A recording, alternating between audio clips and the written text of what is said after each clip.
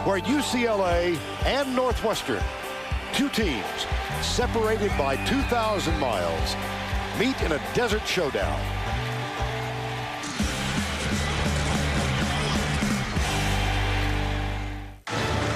With their explosive offenses and late-game heroics, the Wildcats and the Bruins are virtual mirror images of each other. 25 breaks away, 50. He's on his way. Touchdown! 45 seconds to go. Bazinet to throw. Pops the middle of the end zone. Touchdown! Touchdown!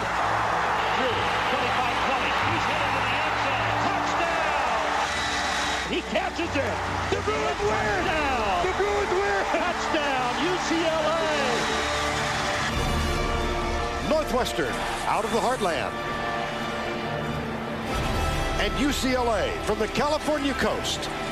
So different in style, but so similar in purpose and passion.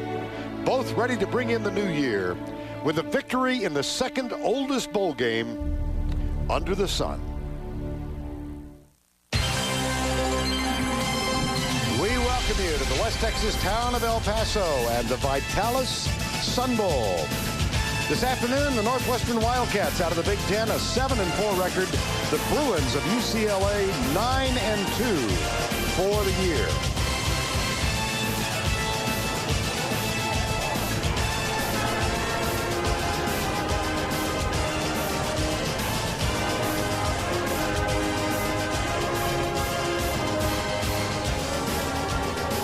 And good afternoon, everybody. Vern Lundquist along with Todd Blackledge and Tracy Wolfson. After a season of watching slugfest defensively in the Southeastern Conference, our entire crew really looking forward to this one. It features two teams that were remarkably similar. Both feature great fourth-quarter come-from-behinds this year. Both teams average in excess of 30 points offensively. Both teams feature great players at the skill positions, running backs, and Todd Blackledge, I think, particularly at the quarterback spot. Well, that's where it starts with both of these offenses, because with Northwestern's Brett Bazinet and UCLA's Drew Olson, you're talking about two guys, seniors, who have played their best football in their final season. Now, neither guy is particularly flashy, but both in their respective offenses very efficient and productive, and better than that, excellent leaders, and that leadership goes all the way back to what they did in the summer in getting their teams ready. But the similarities don't end there, because both teams also feature tailbacks that are small in stature but pack a powerful punch. For Northwestern is Tyrell Sutton. He started the year as the number 3 tailback, but because of injuries, he was inserted into the lineup, and all he did was go on to become the Big Ten Freshman of the Year. He played his high school ball in Akron, Ohio. He was snubbed by Ohio State, the former Mr. Football in the state of Ohio. He has great instincts and awareness, and in this Northwestern spread offense, Tyrell Sutton has given them tremendous balance running the football. On the other side of the ball, UCLA has a junior, Maurice Drew, who's 5'8", 205 pounds, but this guy is great in space, and the UCLA offensive coaches do an excellent job of getting him the football out in space. Very difficult to tackle or to cover out in open spaces, but also strong enough to run in between the tackles. He's not a guy that could run it 25 times a game through the whole season, but I expect to see him get his hands on the ball 25 times today. There is a real potential for an old-fashioned West Texas shootout today. 7-4 and 9-2 the records. You see, they both excel with pass offense and total offensive scoring, and indeed a footnote, they are both defensively challenged. This is the 72nd consecutive year of the playing of the Sun Bowl. We'll return with more right after these messages.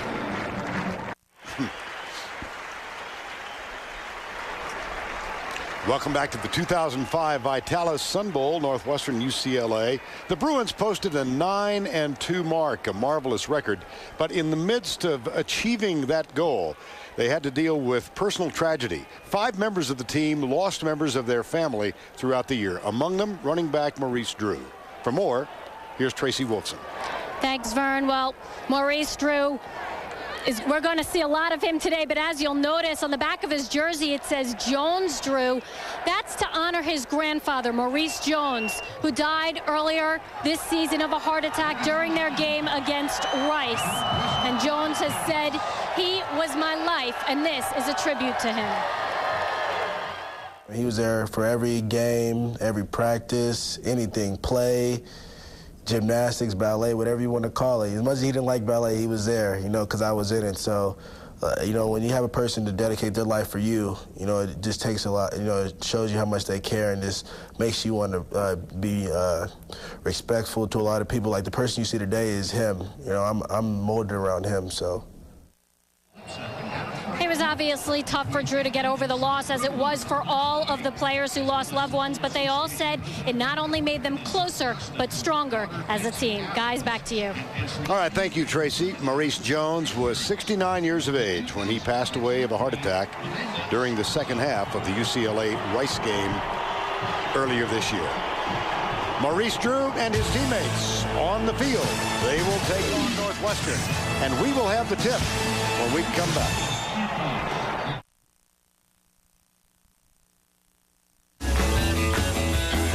You know my heart's in Texas. Can't stay away too long. Yeah, my heart's in Texas. Can't stay away too long. I got to get right back. Yeah, baby, that's my home.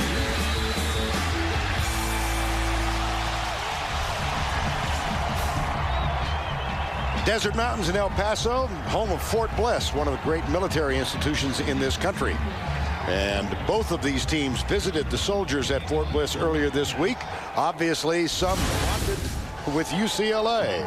This game, as are all of our college football games, brought to you in high-definition television. UCLA won the toss. They have elected to receive, and they will go from right to left into a slight breeze. Joel Howells, number 93, will kick off for the Wildcats, junior out of Sycamore. And the 72nd annual Sun Bowl is underway. This one out of bounds, and it will come out. That's a good way to start for Northwestern. Well, it's interesting. You know, most games you see, probably 99% of the time. Kicking team. Ball be placed at the 35-yard line. First down. 99% of the time, the team that wins the toss in college football defers and plays defense first. But when you have offenses like these two teams, you choose to get the ball first. Drew Olson has had a marvelous season in this, his senior year. You see the stats, 65%, better than 3,000 yards. And the one that just jumps out and grabs you is the interception. It's unbelievable. And that is a tremendous ratio. Only 3 interceptions, and that suggests that Drew Olson has made great decisions with the football throughout the season. 3 wideouts. Drew, the running back, behind Olson. Quick setup, and he drills it incomplete out on the right side. Intended for Joe Cowan. Let's check the offensive line that brought to you by the Home Depot. Up front, Sutherland, Tavaga, perhaps the best. Skaggs, the center, getting his first start. The running back is Drew, the fullback Petrie, the wideouts Cowan and Everett, and the tight end, the Mackey Award winner, Mercedes Lewis. 2nd and 10. It's Cowan who starts in motion. Little flip backwards for Drew. He's got 3 blockers in front, but a fine defensive job by Northwestern, and he gained 1 yard. Gang tackled. And let's introduce you to members of this Wildcat defense. Up front, it's Mims, Cofield, Gill, and Genny. The linebackers, McGarrigle in the middle, 528 tackles. Frederic Tarver, senior free safety, leads the defensive secondary. 3rd down and 9.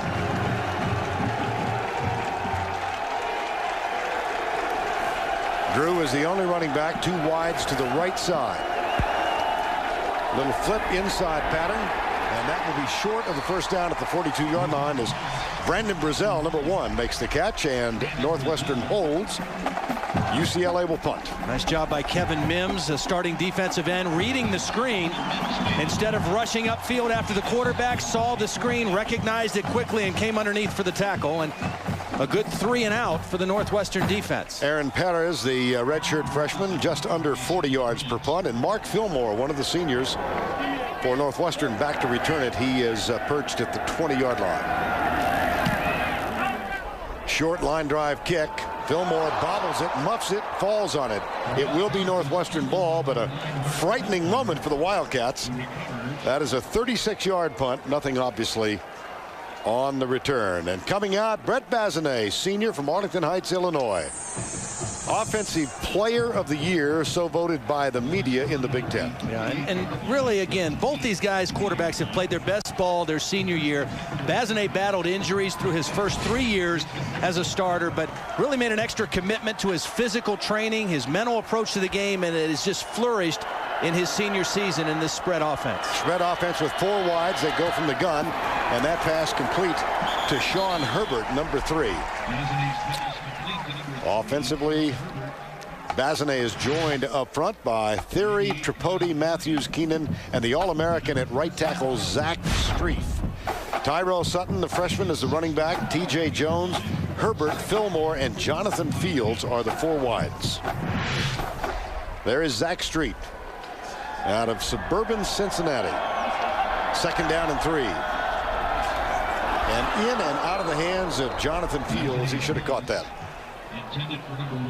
Defensively for UCLA, ranked 111th in the country in Division I, Morgan, Moline, Harwell, Hickman, Spencer Havener, an outstanding linebacker on the strong side. And in the secondary, it's Trey Brown, Chris Horton, Jared Page, and Marcus Cassell. Carl Durrell, UCLA grad in his 3rd season at his alma mater. They have a 21-15 record overall. Here's Bazinet. That one caught. Jared Page is there defensively to make the grab of Sean Herbert. It will be close to the 1st down. Let's see if he got it. The interesting thing to watch with this Northwestern team in this spread offense in the passing game, very much a timing passing offense. A lot of quick throws by Bazinet, and this team has not played a game since November 19th. So even though they've practiced both in Evanston and here in El Paso, still different when you get game speed. And very interesting to see how quickly both of these offenses can find their rhythm in the ball game. Randy Walker, the head coach at Northwestern, on 1st down. This is Tyrell Sutton, number 19. Yeah, Randy Walker had some thoughts about this spread offense that his team runs. It gives us a chance to run the football. And my biggest concern, biggest question mark with spread offense was, can you run the ball? And we learned and adjusted and found ways to rush the football out of the spread offense and also have a balanced attack, which I think is essential to offense.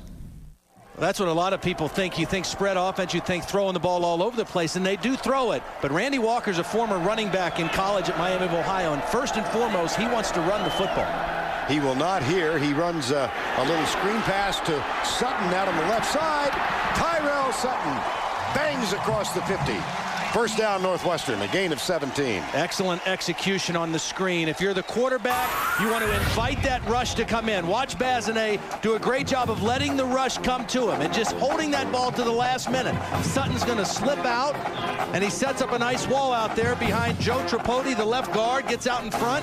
And Sutton, who has excellent running instincts. I mean, he's got maturity as a freshman beyond his years. He has great awareness on the field, knew how to fit himself between those blockers. That is his 38th catch of the season, so obviously dual purpose back. He can catch as well as run. He'll run this time. Goes left, tries to get the edge and does. Nice run down to the 41-yard line before Spencer Havener, number 41, catches up with him for UCLA.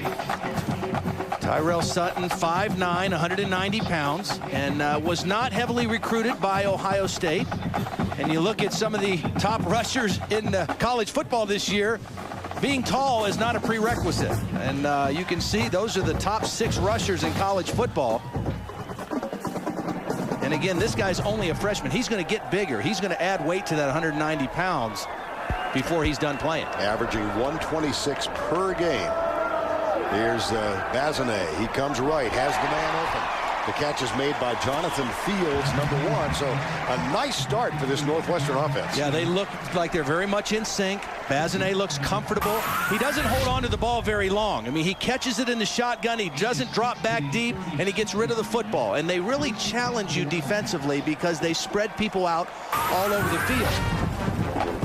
Again, it gets back to Bazinet and his ability to recognize and make quick decisions with the football, whether it's running it or in the run game or in the passing game, and he does a great job of being a point guard and distributing the football quickly. Now 5 wide, an empty backfield. That ball passed inside, into the hands of Sean Herbert and out of the hands of Sean Herbert. And on that play, Brandon Robertson, who was the original starting tailback for this team, was on the field.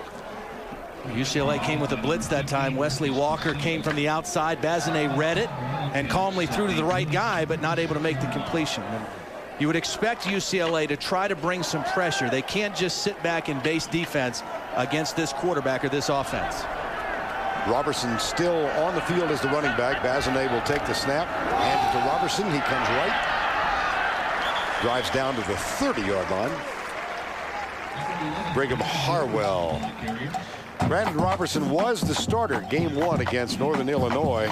Injured very early in the game.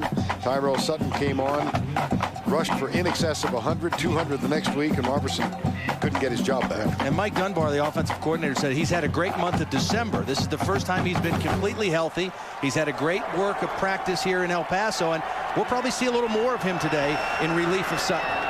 Herbert heads over to the slot left side. Here's the option pitch to Tyrell Sutton.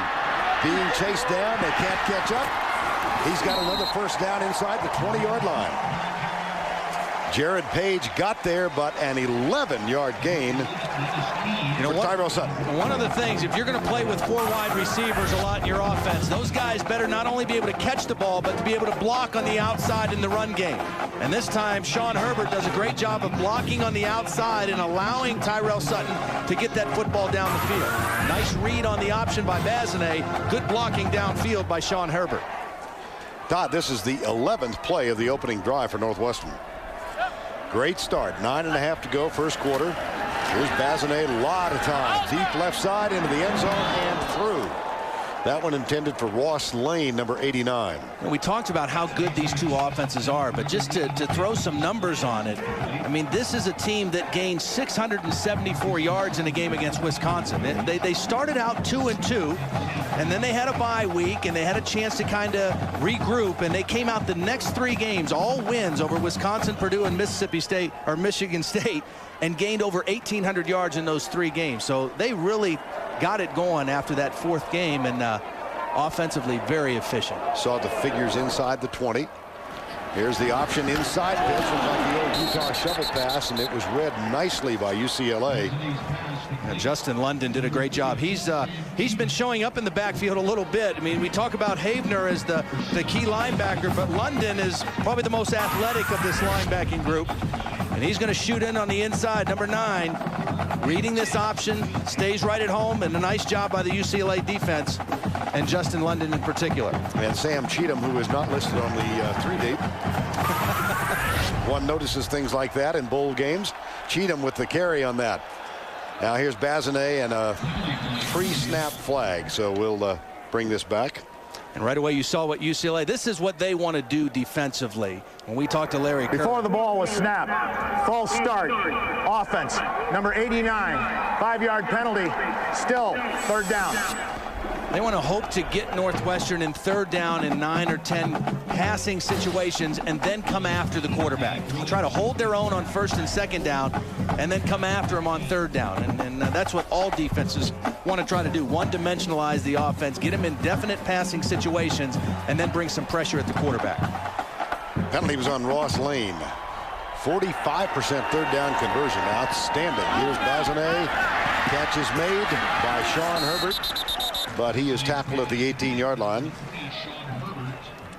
Little zone pressure that time, playing zone behind a 5-man rush, letting the ball be caught underneath, and then making a sure tackle in the open field. So that brings up 4th down with 8:11 to go.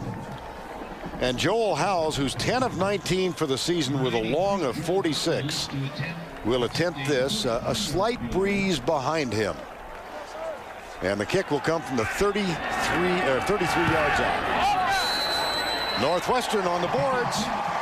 Most impressive opening start for the Wildcats, as they put together a lengthy drive culminated in the 33-yard field goal. Carl Durrell's team gets the ball on offense for the 2nd time when we return to the Sun Bowl in El Paso.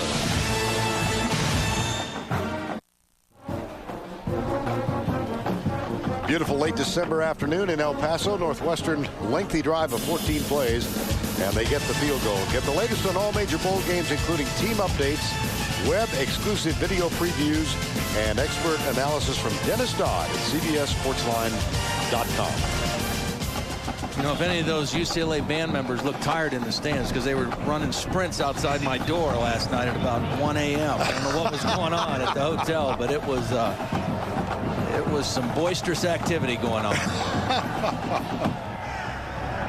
Well, it's a testament to age. I slept right through it. You are a legend. Oh, dear.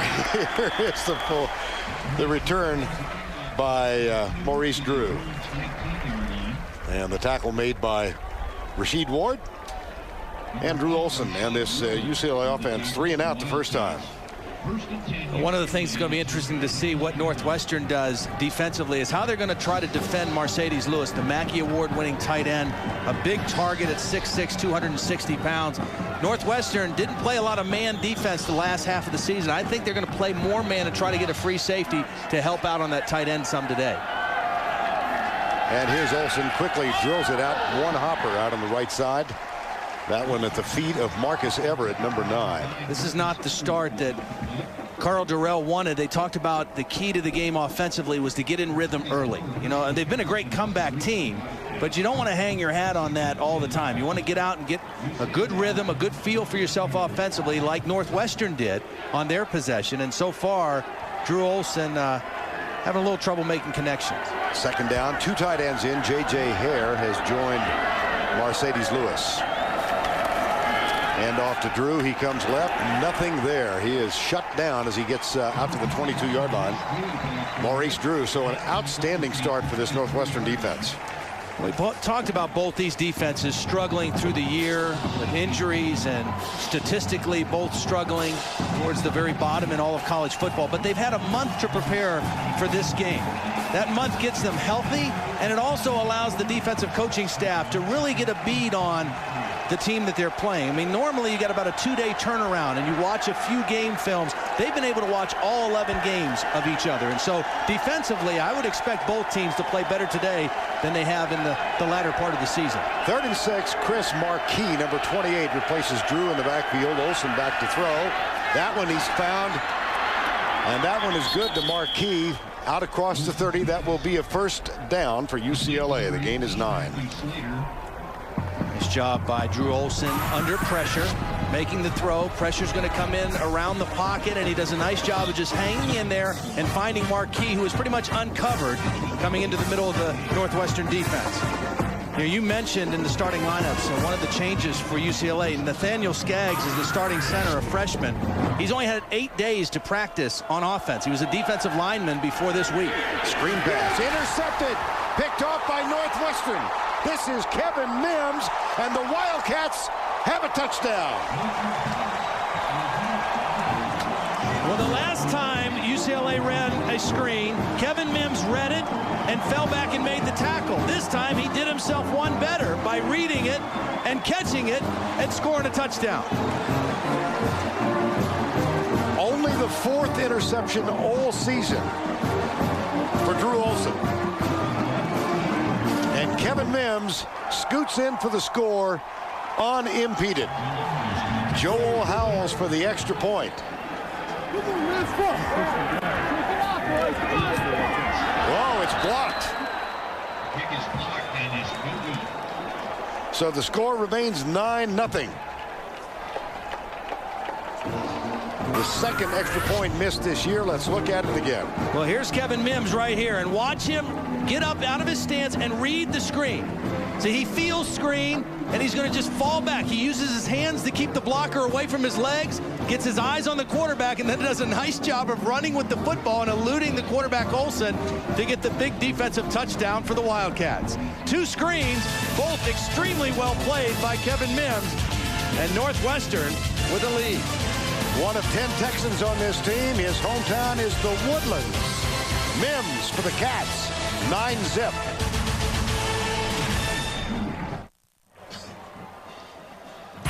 Back Back in El Paso, time to look at the playbook by the Hartford. It's that last touchdown. And Kevin Mims, here he is. Now, what I want you to watch him do, when he comes up the field, watch him read screen and then with his hands, keep the blocker off of him.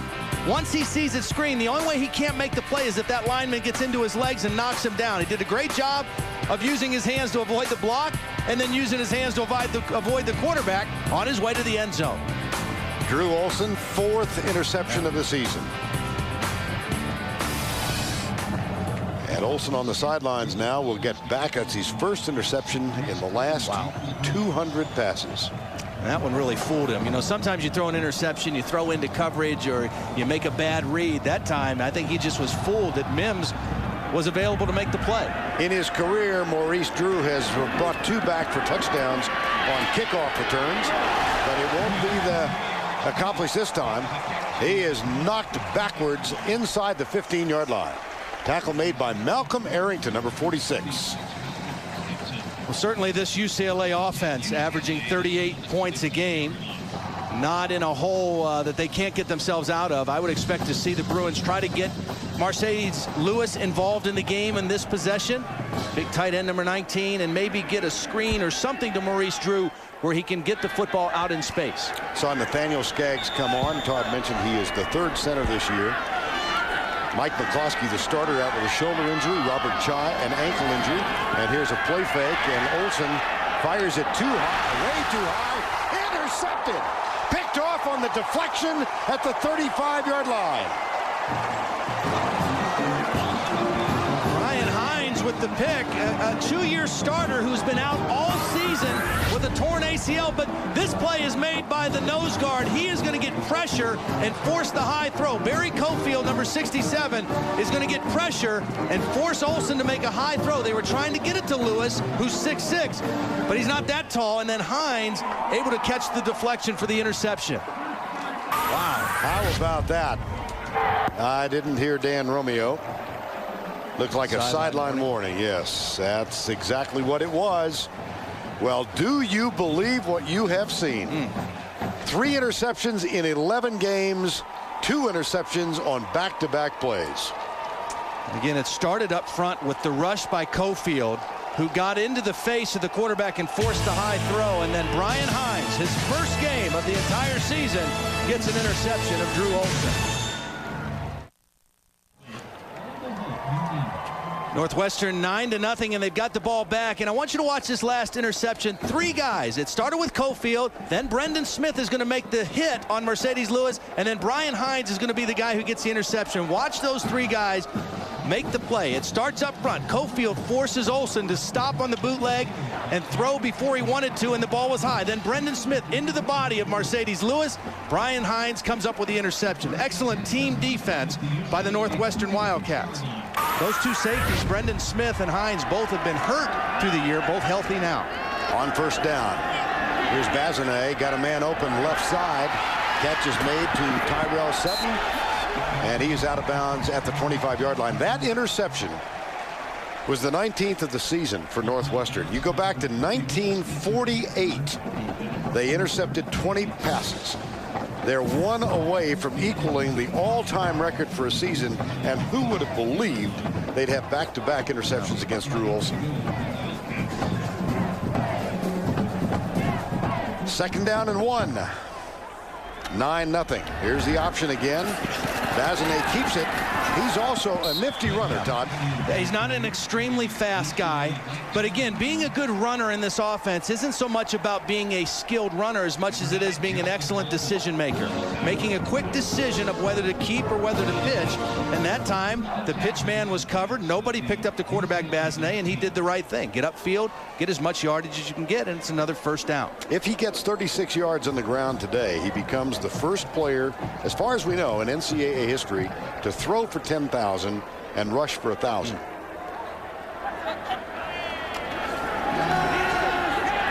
Here he goes, and a little mix-up. Tangled bodies at the 2-yard line. No flag. It was intended for T.J. Jones. You know, we talked a little bit about this spread offense and how it evolved here at Northwestern with Randy Walker. He didn't have it his first year in '99, and then they felt like they needed something different to compete. And some of his coaches said, hey, they're doing some pretty good things down at Clemson. Rich Rodriguez, who's now the head coach at West Virginia, was the offensive coordinator down there with Tommy Bowden. And they went down and studied what Clemson was doing. And all Randy Walker said was, just show me how we can run the football out of it. I don't want to just get into a pass-happy offense and abandon running the football. And they've been able to do that. Here's a reverse. Coming to the right side, it's Mark Fillmore. Fillmore to the 5. Fillmore, touchdown. 19 yards. And the Wildcats are up by 15. Excellent execution, and the key block on this play is going to be the quarterback, Bazinet. Watch as he gives it to Sutton. A good exchange by Sutton, and then Bazinet. He doesn't knock his man down, but he gets in his way enough to slow his progress to the football, and that enabled Fillmore to get it to the end zone. Zach Strief, the All-American, number 63, leading the way as the two seniors head to the right side. This extra point, doink. We thought UCLA was the team that was going to have the problems with the place kicking today. Well, Drew Olson has been intercepted twice. Joel Howells has missed 2 extra points. But Fillmore speeds around the right side. Northwestern touchdown. On the kickoff a moment ago, Maurice Drew hit by Malcolm Arrington and apparently injured on that play. Understand that he is on the sideline. Tracy, what can you tell us? Well, Vern, a concerned look on Carl Durrell's face after that play. He came over, he told the trainers, look at Drew. They were looking at his left elbow. Word is they're going to take him in for x-rays. Actually, as you can see, they're taking him in right now. Drew, on the other hand, was trying to get back into the game, and trainers had to hold him back. Any more information I get, I'll bring it to you. Okay, thank you. That would be a significant loss. State the obvious here. And the return this time by Rodney Van, number 3. And Van, he's dumped at the 15-yard line. So it has been all Northwestern here in the first quarter. 12 points in 51 seconds, and now the Bruins apparently have lost Maurice Drew. You talked about the turnovers and the interceptions for Northwestern. That's their 28th turnover that they forced this year now defensively. Last year, only 15 turnovers forced in 12 games. So an outstanding year of forcing turnovers. Of course, the leader in the nation in that category, USC, they've forced 37 turnovers this season. Chris Marquis is the running back now in place of Maurice Drew. Marquis gets it right side. Quick opener out to the 25-yard line. Nice play. Remember, Greg Colby, the defensive coordinator at Northwestern, told us when we met with him yesterday that he thinks this guy, Marquis, is just as talented of a runner as Maurice Drew. Of course, Drew is an all-purpose guy as a punt returner and wide receiver at times, but they're very impressed with the young sophomore, Chris Marquis. Marquis out of Luling, Louisiana, one of a quintet of players affected by Katrina. Their home is the state of Louisiana. Here's Marquis. Matter of fact, there are 2 players on this roster from the town of Luling, Louisiana, and Marquis, one of them, gets out to the 30-yard line. 4:53 to go, first quarter of play. All Northwestern so far. And Drew Olson, 2 of 6, and he's thrown 2 to the opposition. Carl Durrell, 3rd year at his alma mater, graduated from UCLA in 1986. Over the course of his career as a wide receiver, caught 108 passes. Here's the play action. Olson wants a bunch. That one tipped and incomplete. Second down. Really good coverage downfield by Tim McGarrigle. The middle linebacker is who was responsible for coverage that time on Mercedes Lewis. UCLA trying to find a way to get the ball to their tight end. Watch Lewis get picked up by McGarrigle, who stays right with him step for step. And again, a high throw, and Lewis not able to come down with it. Northwestern very aware of the talents of this tight end in the middle of the field, and that time McGarrigle did a great job. See, 139 tackles this season. He's averaged 130 per year over his 4 years in Evanston. Here's Olson, lobs it out, intercepted. 3 in the game, and this one's going all the way for Nick Roach of Northwestern. Unbelievable. Well, he was hit that time. That interception was caused by pressure, and he was hit right as he released the football. I think it was Cofield again, 67, hit his arm, and that ball fluttered away from him, and Roach was able to come up with the interception. One interception was from a deflection, that one from the pressure of Cofield, and another defensive touchdown for the Wildcats. Second interception return for a touchdown, 20th interception for the season, which equals a record set in 1948. And Howell's extra point is good, and Northwestern is up by 22. Wow.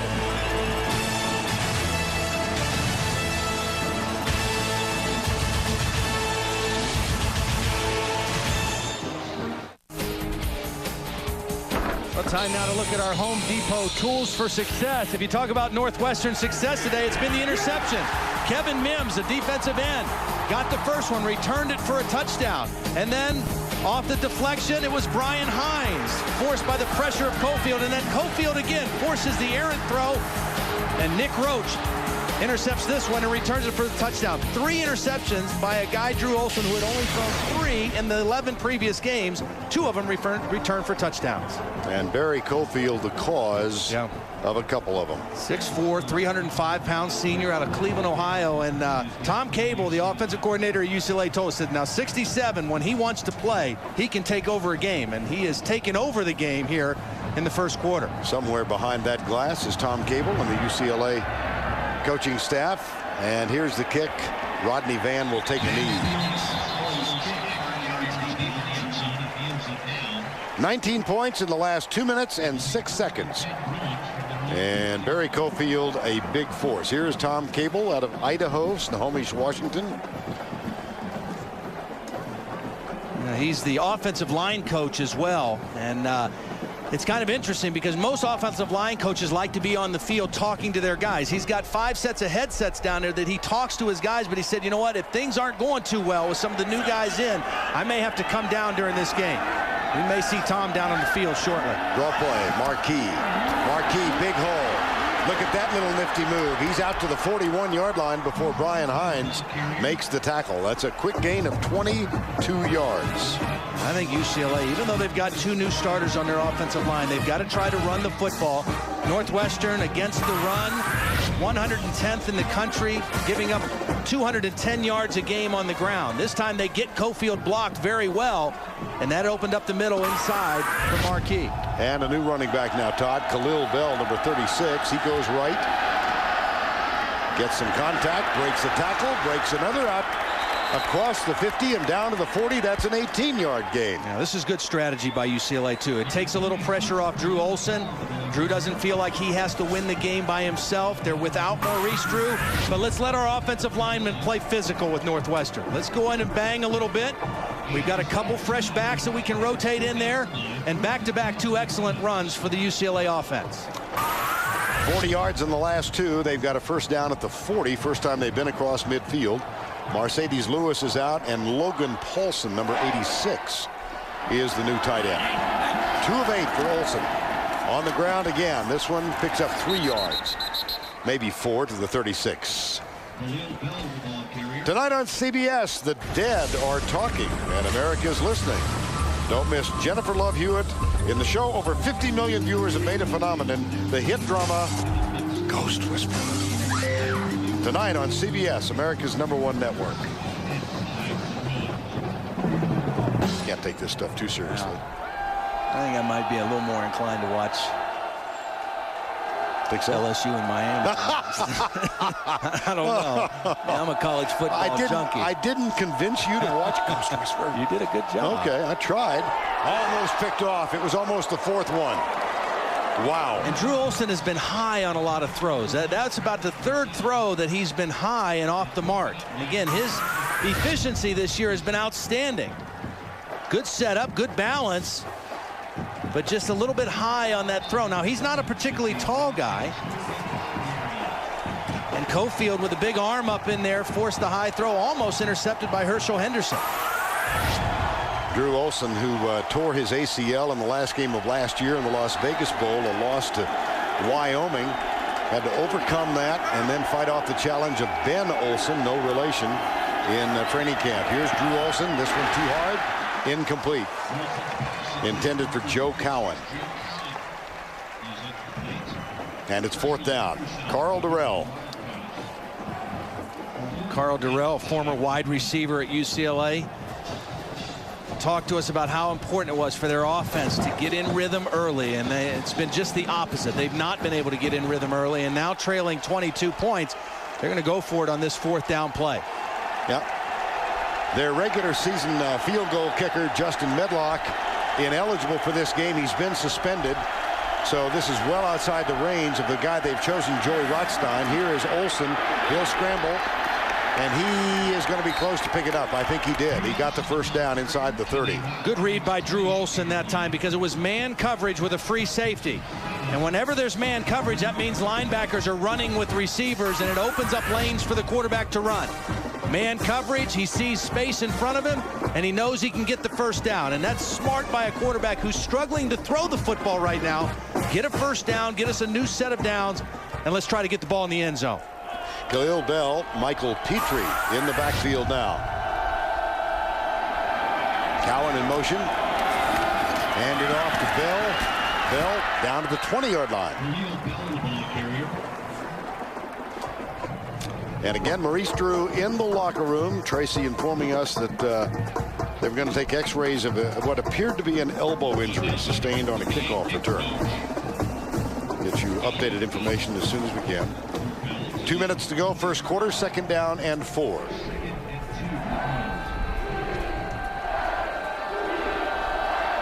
Chris Marquis, the running back now, the sophomore from Luling, Louisiana.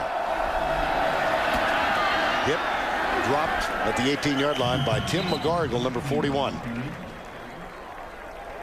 McGargle is coached by an All-American Defensive Player of the Year, Pat Fitzgerald, who was one of the stars of that 95 team that went to the Rose Bowl. And people around the program, Todd, say he plays very much like Pat Fitzgerald did. Well, Tim told us that Pat kind of took him under his wing because he had played more offense in high school than defense. And when he got here, they put him at linebacker, and Fitzgerald kind of molded him in his own image. It's not quite as loud as Fitzgerald, but plays the same way. No, he is not. 3rd down. Pat Fitzgerald, Defensive Player of the Year, 2 years, 1995, 1996. Sadly for him, he broke a leg in the next to the last game in that magical 95 season and did not get to play in the Rose Bowl. But has come back to coach at his alma mater. Played with passion, coaches with passion. And let's go down to Tracy. Vern, talk about the respect that Pat Fitzgerald has for McGargle. Well, he said what you see is what you get with him. He's a football player. He's irreplaceable. People are going to ask next year, how do you replace a guy like him? How do you fill those shoes? And I'm going to tell them you can't. Okay, Tracy, thank you. On the carry by Marquis, there was a fumble, and it fell right into the arms of Joe Cohen. They actually picked up additional yardage on the play. Well, that would have been devastating for UCLA to turn the ball over again after they've got a nice drive going. They converted on 4th down. They're playing without Maurice Drew and running the ball with some success, and very fortunate that Cohen was able to fall on that football. And so 1st and goal with 30 seconds to go in the opening quarter, the Sun Bowl in El Paso. Khalil Bell in the backfield. Right side. Touchdown. Well, they found something running to that right side now. They have definitely found something running to the left side of the Northwestern defense, the right offensive side, but excellent drive and a much-needed touchdown for UCLA. Just the 2nd touchdown of the season for the true freshman from San Anselmo, California, Khalil Bell. And Jimmy Rothstein is on now to try the extra point. A walk-on from high school out of Los Angeles. Again, Justin Medlock. Team infraction and suspended for the game. So Bell gets the touchdown. Rothstein gets the extra point. And UCLA has something to cheer about here at the end of the first quarter. Bell for 6. UCLA has 7.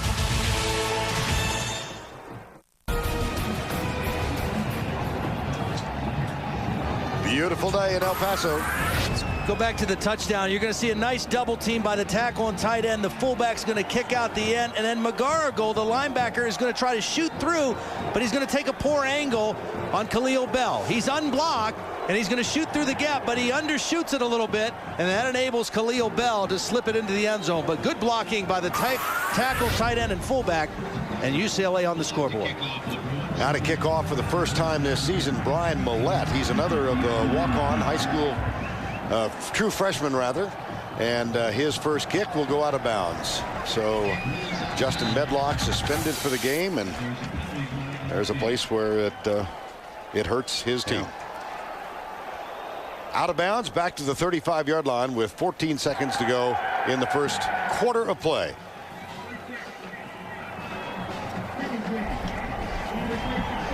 Feels like we've played longer than one quarter, doesn't it? Yeah, yes it does. Yes, it does.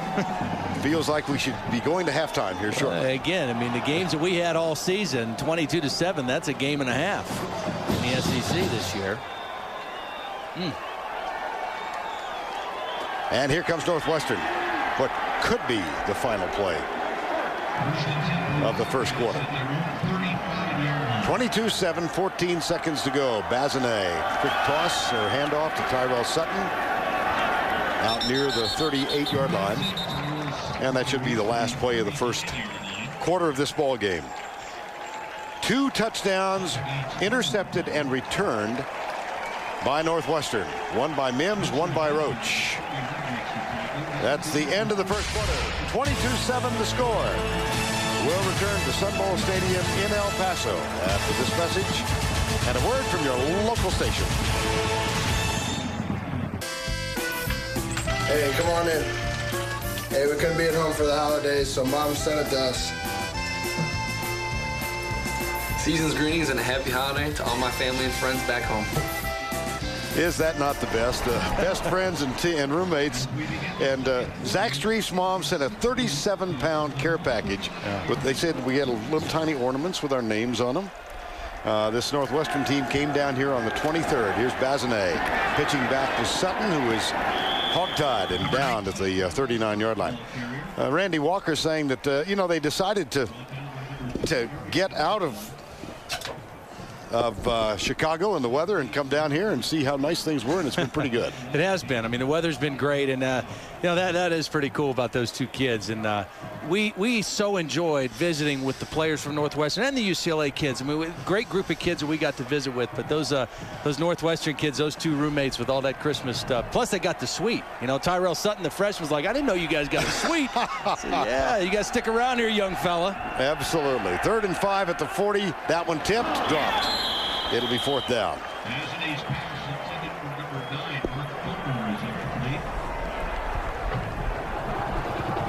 And the punting unit comes on.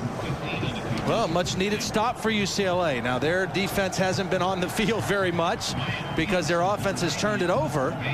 But they get a nice stop after the score, and UCLA gets the ball back on offense. And again, this is a team, UCLA, that has been accustomed to coming back all season. In 7 of their 11 games, they've been outgained. They've had big deficits. And here is where they miss Maurice Drew. On the edge of setting an all-time punt return record, and this one a directional punt. Marquis was back for only his 4th return of the season, and Ryan Peterson, he'd been taught for a week and a half. Kick it away from Drew, and he looked like he was trying to do the same thing. Wow. So I think he failed to recognize that Maurice Drew was not back there. At any rate, an 18-yard punt, UCLA ball.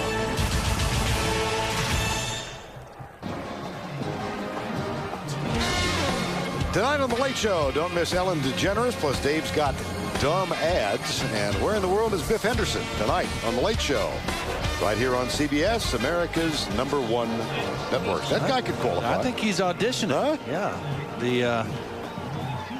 That stupid human tricks they have. Yeah, I think so. There you go. Dave, call. Please. First down, UCLA. Best starting field position of the ball game. Chris Marquis is the running back. Petrie, the fullback. Play fake. Olsen looks deep, fires it for his man. He's got him. And here goes UCLA. Touchdown. Ryan Moya, the tight end, number 82. What a great call out of the timeout. They used Mercedes Lewis as the decoy. He ran to the corner, and the Northwestern defense went with him, and that opened things up for the other tight end, Moya. Excellent designed offensive play. And this time, Drew Olson is not high with the throw, and UCLA in the end zone that quickly again. Ryan Moya's second touchdown catch of the season. That's his longest. That's 58 yards, and the extra point forthcoming. Up and good.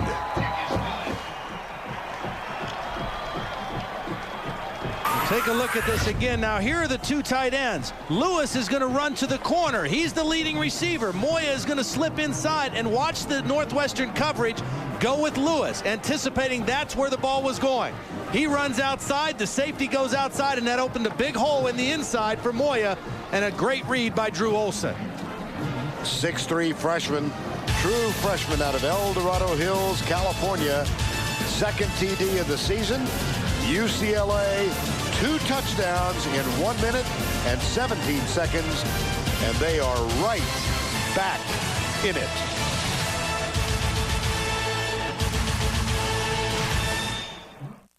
(22-14) with 13:57 to go, second quarter. Seems like less than 10 minutes ago we talked about Northwestern scoring 19 points in 2 minutes and 6 seconds. Well, UCLA has put 14 points up in 77 seconds. Unbelievable.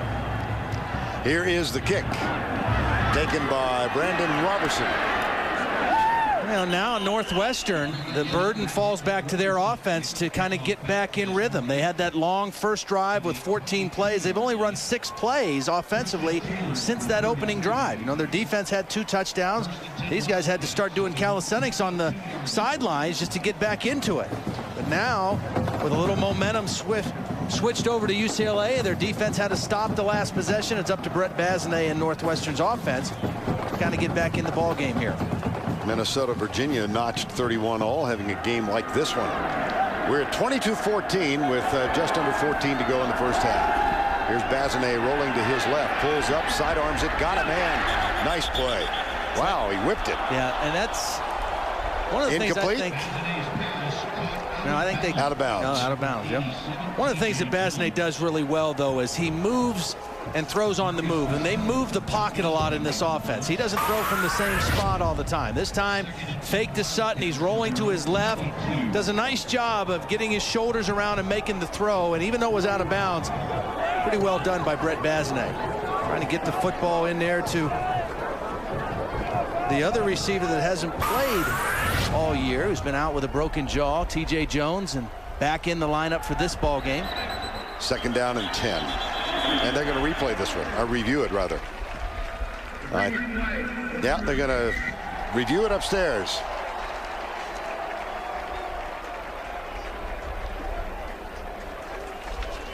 Take a look if he was in or out. You only need one in.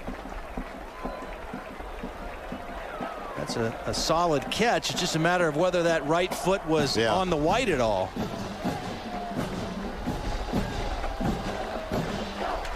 Another view. Sure was a terrific effort. He knew where the sideline was, and he did a good job of trying to keep his feet in the right place. And it's almost become a cliche now, but the question arises, is there indisputable visual evidence to overturn the original call? The call was that he was out of bounds. And this is probably our best angle. And since the original call was out of bounds, I don't know if they'll overturn that. You know, the interesting thing, too, this is a WAC officiating crew, and it's the only conference that there isn't instant replay. So they've been practicing with it all year. They have a replay crew here, but they haven't had to do this all year. But they've been practicing it all year, and now they get to put all that practice into play. So we wait and wonder and look again. The intended receiver, T.J. Jones, 6'2", 180-pound sophomore out of Southfield, Michigan. Suffered a broken jaw in August and just joined back into playing here late in the season. Played a little bit down the stretch, but the healthiest he's been all year, and just another weapon for Brett Bazinet in this offense. We still wait. Well, you know, the other thing too, partner, is I think they're going to be extra careful on reviews ever since the Alamo Bowl the other night. There was some interesting situations in that Michigan-Nebraska game. Plays that weren't reviewed, plays that should have been reviewed, blah, blah, blah. And I think from here on out in the bowl season, they're going to make sure they get it right. And we are being told that there is an intent to determine the yard line. If that's the case, then apparently the play will stand. It will be overruled if they're worried about where the ball was out of bounds. Well, here's Dan Romeo, the official, with the explanation forthcoming. Lucchese is the choice of presidents, kings, movie stars, and entertainers around the world. After review, the ruling on the field is reversed. The result of the play is a completed pass. Ball be placed at the 38-yard line. First down, Northwestern. All righty. Well, as you mentioned, they needed indisputable evidence. They felt like that was indisputable. It was definitely not a bobble. I mean, he caught it securely. He was tiptoeing on the sideline over there with his right foot, and the officials ruled a catch now. Now, good for them. T.J. Jones, nice play, 16-yard gain. And it's a first down and 10. Gerard Hemlett is the running back now. And here's Bazinet out across the 50 and down to the 47-yard line. Design quarterback draw on a quick count. Kind of caught the UCLA defense asleep a little bit. And Bazinet does a nice job running behind his center, Austin Matthews. Number 62 did a great job of blocking downfield on Eric McNeil, the linebacker. And then Bazinet showing his strength at 215 pounds, carrying McNeil for a few extra yards. 23 yards. He's 13 away from 1,000 yards for his career. And we mentioned a while ago, if he does accomplish that, 10,000 throwing, 1,000 rushing. There's a quick flip to Jonathan Fields, number 1, and a good defensive job by UCLA. Tackle made at the 46-yard line by Christian Taylor, number 33. That was a real nice play. Again, this offense spreads you out all over the field. They make you run. And Christian Taylor did a nice job of running to the sideline and making the play on Jonathan Fields.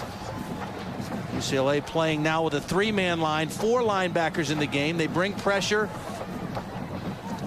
And there you see Christian Taylor running to the sideline and making the play after the short gain. Good defensive play. Todd, I was interested in our conversation with Mike Dunbar yesterday. He said they looked at every UCLA play in 11 games, and they only found 35 occasions when they had gone against a true spread offense. Yeah, a 4 wide receiver set. See another completion, a little short throw out to the sideline. The interesting thing about that, there's only one team in the Pac-10 that runs any version of the spread. That's Oregon. And UCLA didn't play Oregon this year. So they really were limited in what they could see on film of how UCLA would defend the 4 wide receiver set. They started the game with 4 down linemen and 3 linebackers, and now they're playing a little bit more with 3 down linemen in the game, trying to get a little more speed on the field. 3rd and 3. Larry Kerr, the defensive coordinator. Tyrell Sutton slips. It'll bring up 4th down. He did not get the first down yardage. Tackled at the 39-yard line. He was tackled by the 39-yard line because reached up and grabbed him. Yeah, it reached up and snatched him. Otherwise, I think he would have made the first down rather easily. On 4th down, it appears now they're going to go ahead and roll the dice. Why not in this game? Yeah. 4th and 3. Randy Walker, his team up by 8. Here comes the blitz threatened. The blitz is coming. Bazinet will keep it. Penalty marker down. I think UCLA might have come. Well, look at Carl Durrell is out saying we got back before this ball was snapped. There was no contact and we got out of the neutral zone. And Carl Durrell very animated on the UCLA sideline along with defensive coordinator Larry Kerr. Smart job by Brett Bazinet going with the long count on 4th down. They've used a lot of quick counts before this. Offside. Defense, middle of the line. 5-yard penalty. Yardage results in a first down. See, they got back on the outside rushers, but it was inside where they say the penalty occurred. See, on the outside, they came across the neutral zone and got back. Wow, I don't see where the penalty was. I think Carl Durrell may have a very good argument. He sure might. But again, Brett Bazinet, what a smart decision. They've gone quick count now on 4th down and 4. They go with the long hard count and they get the offsides penalty. Hamlet again is the running back. This is Sean Herbert starting in motion. Play action across the middle, deep, caught. Eric Peterman, number 10, first down, Northwestern. Big gain, 20 yards. Well, kind of out of a bunch set. They're motioning a third receiver out to this area, and Peterman is right here. He's going to come right into the middle. 2 safeties. That means the weakness of that defense is right there in the middle of the field, and they slip Peterman in there. The safety split, the middle opens, and Bazinet finds him with the football. Tyrell Sutton back on the field now. Here's the option pitch to Sutton being chased. Taylor has him. Nice pursuit by Christian Taylor, number 33 for UCLA.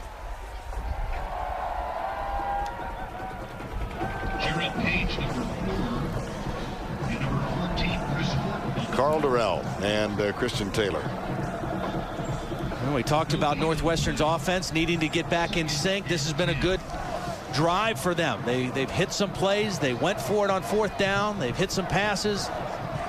And right now they're back in scoring territory on the 14-yard line. 2 wide right, 2 wide left on 2nd down. Blitz coming from the corner. Bazinet off his back foot, throws it away. And it'll be 3rd down.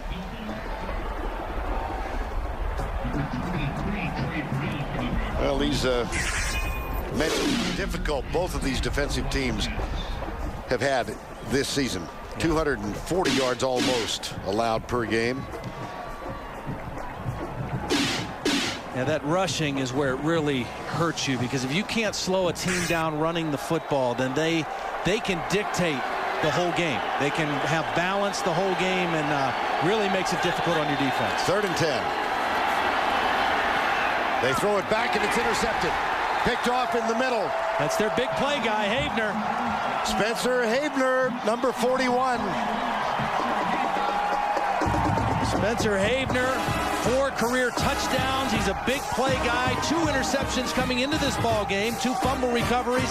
His 3rd interception of the season.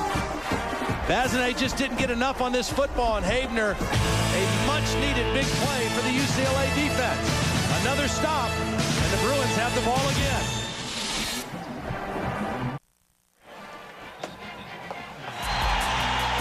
Matt Stevens was a quarterback in 1986 at UCLA, and one of his favorite targets was Carl Durrell, who also was able to run the ball with effectiveness. Durrell, for his career, 108 receptions.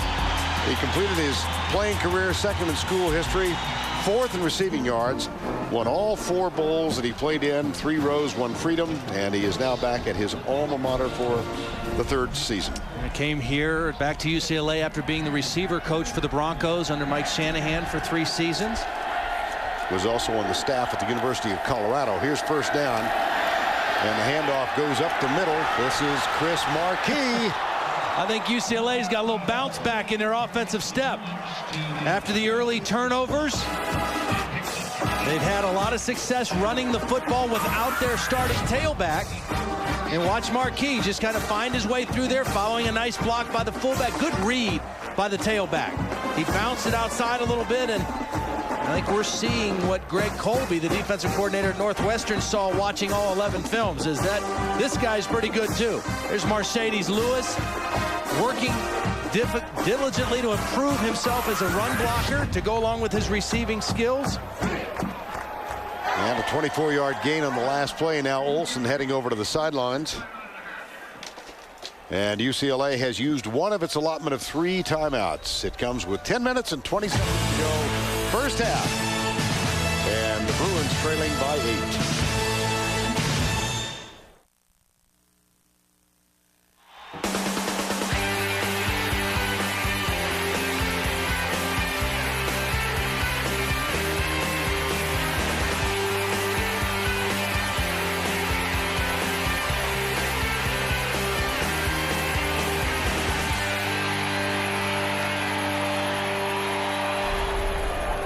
back in the Sun Bowl. This game first played in 1935 and played annually since then. This, the 38th consecutive season it has been televised by CBS. 22-14, first down 10 after the timeout. And Chris Marquis on in place of the injured Maurice Drew. Big hole. Wow. Keep going. Wow. Finally tackled inside the 20. Boy, UCLA has just made a great adjustment after the start that Drew Olson had with the 3 interceptions. They said, you know what, let's run the football. Even without Maurice Drew, let's run. And they've been running most effectively to the right side. That's where they've been getting their big plays. Watch Marquis do a nice job of reading the blocks in here. It's a little stretch play, but it's always got the cutback capability, which he does. They've been averaging over 8 yards a carry here in the ballgame. This one, many more yards than 8. And this Chris Marquis doing a nice job running the football for UCLA. 6 carries for 113 yards. Here is the handoff to Khalil Bell. He's down near the 10. 22-14. And if you joined us late, Drew Olson intercepted only 3 times all year, has been picked off 3 times in this game, all in the first quarter. 2 of them returned for touchdowns. But having fallen behind 22-0 and having lost Maurice Drew to a shoulder injury on a kickoff return, he looks like he might be getting ready to come back in. Well, that's Marquis, I beg your pardon. Done a great job of stepping in for him. And Khalil Bell has done a nice job of giving Marquis a break. And down to the 7. And Drew Olson, we mentioned, 3 of 11 throwing the football. They're pretty much doing it on the ground right now, but he did get the 1 big touchdown pass to Moya to get UCLA's 2nd points on the board. Marquis on the sideline. And let's get an update on Maurice Drew from Tracy. Vern, you're right. He is getting ready to come back in. X-rays were taken. They were negative. He has a mild separation of the left shoulder. But as you saw earlier, you can't keep him out of this one. They padded him up, and they're going to try and get him back in the game. I mean, the question is, though, do you want to take Marquis out of the game as good as he's running right now? And here's another touchdown by Khalil Bell. So the running game is what's getting it done right now for UCLA. Running right at this Northwestern defense. They will go for 2. And try and tie it up. It's just good physical football. 2 new starters on the UCLA offensive line.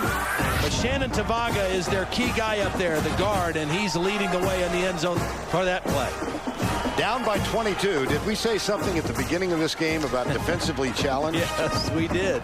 Northwestern dead last among the Division I teams, 117th defensively.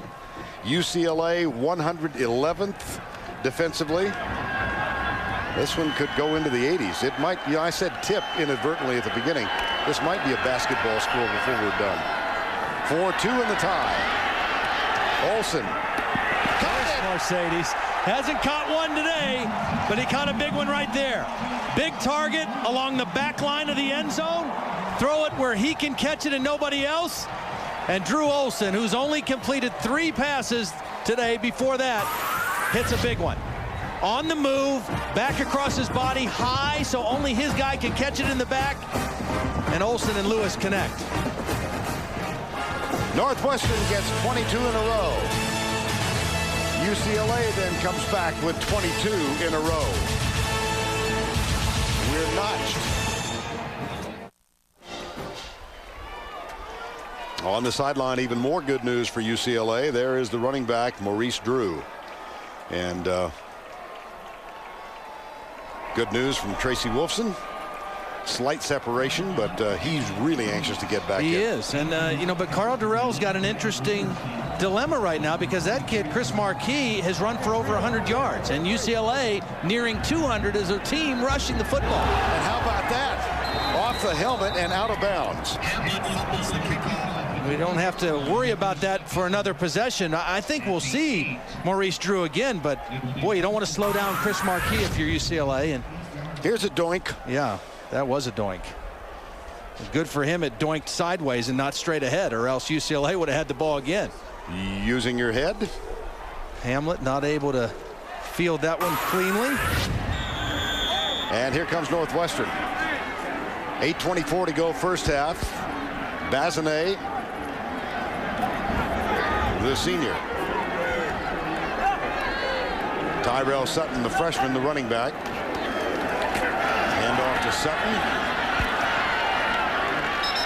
And he moves out across the 15. You know who he reminds me of, and a guy that we saw a lot this year? Thomas Brown for Georgia. Undersized guy, but strong for his size. And, you know, a lot of times you talk about, well, he's not tall enough to play in the Big Ten or major college football. But those guys that are stronger than they look, and they know how to run, and they've got great awareness and instincts, that's what Tyrell Sutton's got. Second down. And here's the handoff to Sutton. Cut back. He slipped as he made his cut, but he picks up a couple of yards. And it is time now for the final version of the Aflac. That's a triple duck. I like that. How many coaches led their alma maters to a bowl game this season? There's one of them. 28 bowl games involving 56 teams. I can multiply by 2. How many? We'll have the answer a little later. First down and 10. Flags bring it back. Looked like illegal motion. Before the ball, we'll start that. Full start. Offense, number 19. 5-yard penalty. Still first down. 22 all, 7:21 to go. Northwestern had one game that was way up there this year. You mentioned that 600-yard effort offensively in a 51-48 victory over Wisconsin. Both of these teams can really pile up the points. Here comes the blitz from the corner. Bazinet touched, rolls out, throws it away. UCLA is playing with a lot more confidence right now defensively against Northwestern. They got the one turnover, Spencer Havener's interception, even though it was down deep in their own territory, and flying to the football here on this possession. Second down and 15. I think Northwestern can think about running the football a little bit more now. You know, 2nd and 15 is not a great rundown, but I think that there are some runs to be had against this UCLA defense, the same way that UCLA has found running room against Northwestern. 3 men down for UCLA. Screen pass to Tyrell Sutton. Tries to shake the tackle. There's Spencer Havener up on top, and he's going to be down near the yardage necessary for the first down at the 20-yard line. Brought down by number 41, Spencer Havener, and number 17, Justin Markham. Pointed out that Northwestern got those 19 in just over 2 minutes. UCLA came back with 22 in 3 minutes and 40 seconds. 22 all. 3rd and 9. 4 down for UCLA. Blitz threatened again. They are coming. Here's Bazinet, dodges the first attempted tackle and goes deep. And he's got a man open if he can get there. And he does. Ross Lane, number 89. And you mentioned it. That's all Brett Bazinet, avoiding an unblocked rusher. And if he doesn't have the ability to avoid this outside rusher, it's a sack and it's a punt. But he does a great job of getting away from the outside rusher, William Snead, keeping his presence downfield, and then making the nice throw to the crossing receiver. Brett Bazinet, very nifty in the pocket. He knows how to move himself to open spaces and still throw the football downfield. Bazinet with a 37-yard strike on the run. Lane's second catch of the ball game. From the 43-yard line, here's Bazinet deep down the middle. Fields incomplete. Nice play by Gerard Page. Timed it perfectly and came right through over the top right shoulder of the receiver to knock that ball away.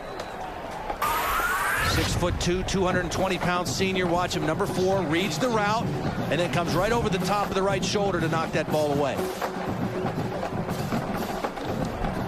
4-year starter on this UCLA defense.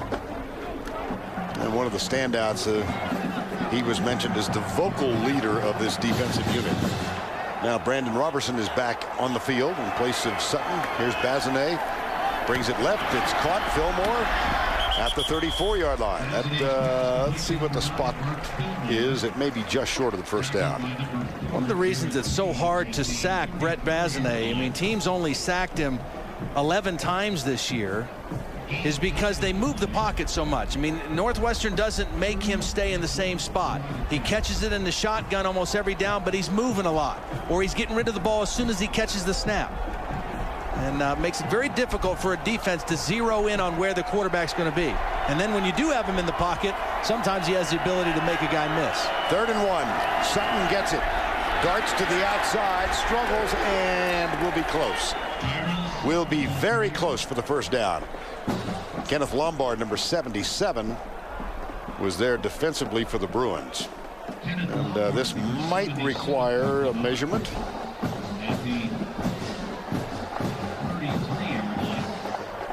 Fourth down. Well, they've gone for it a couple times down in this area. I would expect to see Northwestern go for it again here. Under 5 to go, 4th and inches in a tie ball game. The ball at the UCLA 33-yard line. Randy Walker says go for it. And they'll line up under center. Sutton got it. Plus to the 28-yard line. First down. Yeah, you don't see Northwestern line up like that very often with a fullback, the quarterback under the center. But they look like they've been doing it all season. Short yardage play. Blitz by UCLA. The fullback did a nice job of picking up the blitzing Havener. And Tyrell Sutton knew what he needed for the first down. And he secured the football. 1st and 10 in a tie ball game with 4:20 to go. And Robertson is on the field. Bazinet keeps it. Doesn't get much. This Tyrell Sutton, I like watching him. He's a good-looking back. It's funny because I do a quarterback camp for high school kids up in Canton, Ohio, where I live. And every year, Ralph Orsini, the head coach at Archbishop Hoban in Akron, sends his quarterbacks down to my camp. And I look at the stats and the games, and I always think, man, I must be doing a pretty good job because they keep winning games. I didn't realize how good this guy was. It's Tyrell Sutton's reason Hoban's been so good. Not my quarterback teaching. He's a good player. 9,000 yards in high school. And Mr. Ohio, we've mentioned before, Ohio State had no real interest in him. Signed with Northwestern. Here's Bazinet under pressure, has to throw it away. Spencer Havener on the blitz, and a flag down. Well, the reason the flag is down. Intentional grounding? Yeah, intentional grounding because I don't think the ball got to the line of scrimmage. You can throw it away like that as long as you're outside of the tackle box and the ball crosses the line of scrimmage, and I don't think it crossed the line.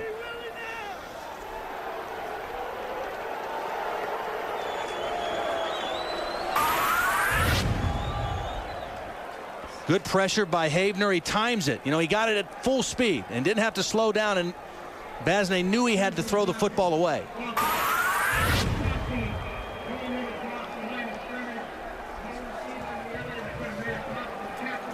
Well, somewhere in the background you can hear Dan Romeo. 3:28 to go before halftime, and that's loss of down. It'll be 3rd down back at the 42-yard line. 3rd down and 23 yards. That was a big play for the UCLA defense right there. It's a loss of down now. You got them in a long yardage situation. I expect to see UCLA play some kind of a zone defense and just try to tackle underneath. And they bring the blitz. Bazinet steps up, fires it. He's got a man wide open. And now the pursuit comes on Fields. He gets to the 20-yard line, short of the first down. It'll be 4th and about 2. Well, I think that's a breakdown on the UCLA defense to leave a guy open so far down the field. Bazinet down. Oft injured. We mentioned he had a broken leg his first year, dislocated shoulder in each of the next 2, and now dazed and down.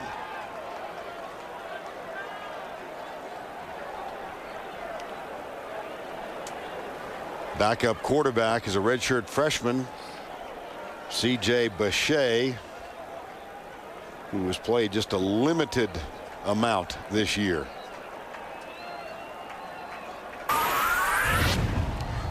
Well, UCLA came with the pressure. Havener on the blitz.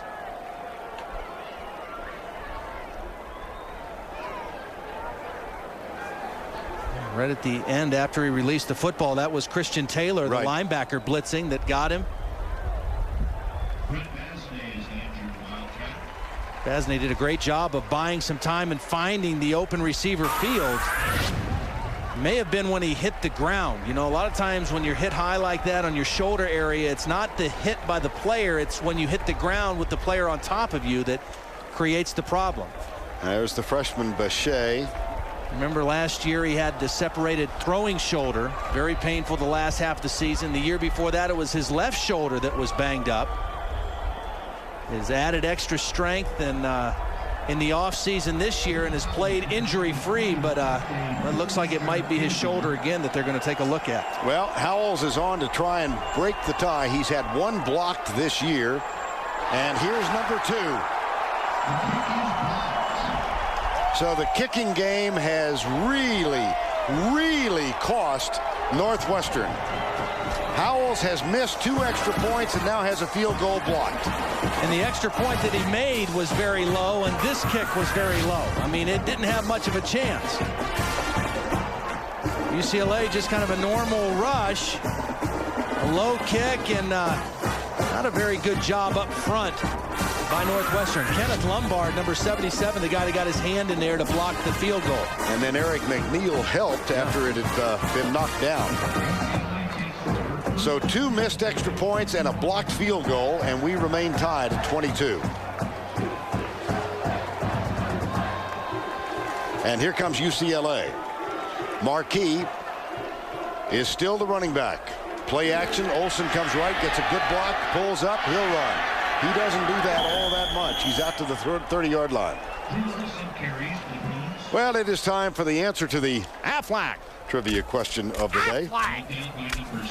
He already said that.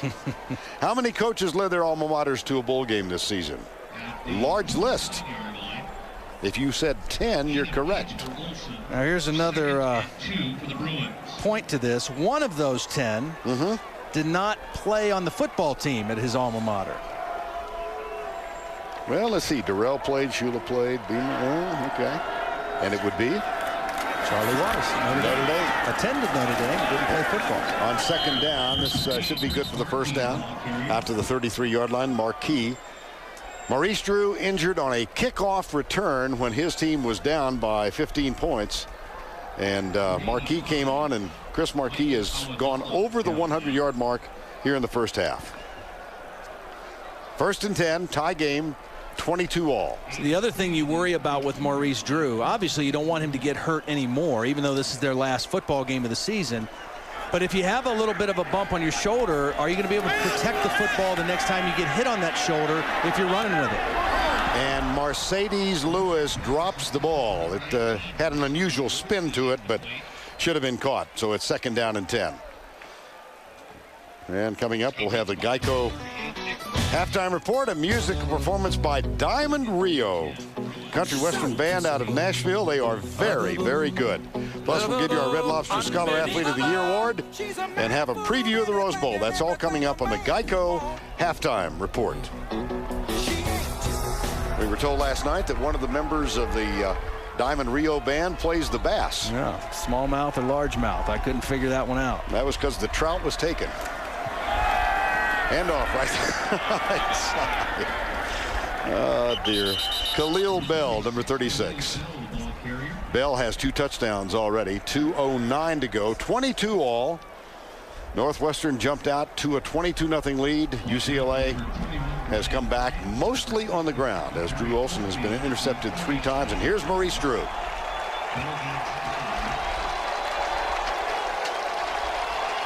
Nice response. Absolutely. By both the UCLA crowd and the Northwestern crowd. Yeah, the Northwestern people right below us are standing in appreciation for Maurice Drew's reappearance. Very, very nice.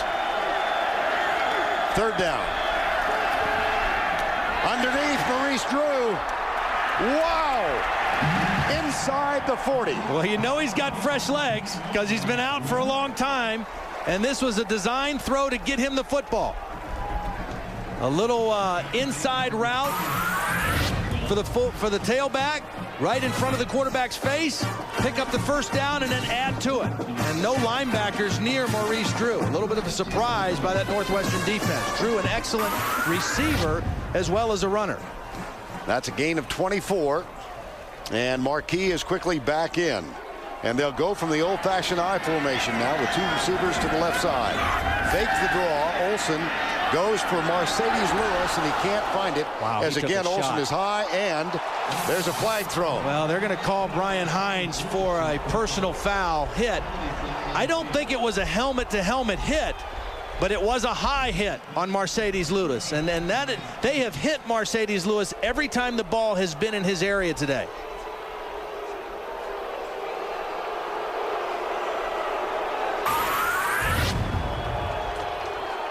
Ball a little bit out in front of Lewis, not able to make the catch. Hines is going to come in, and that was a forearm to the head, not a helmet, but he did hit him in the face.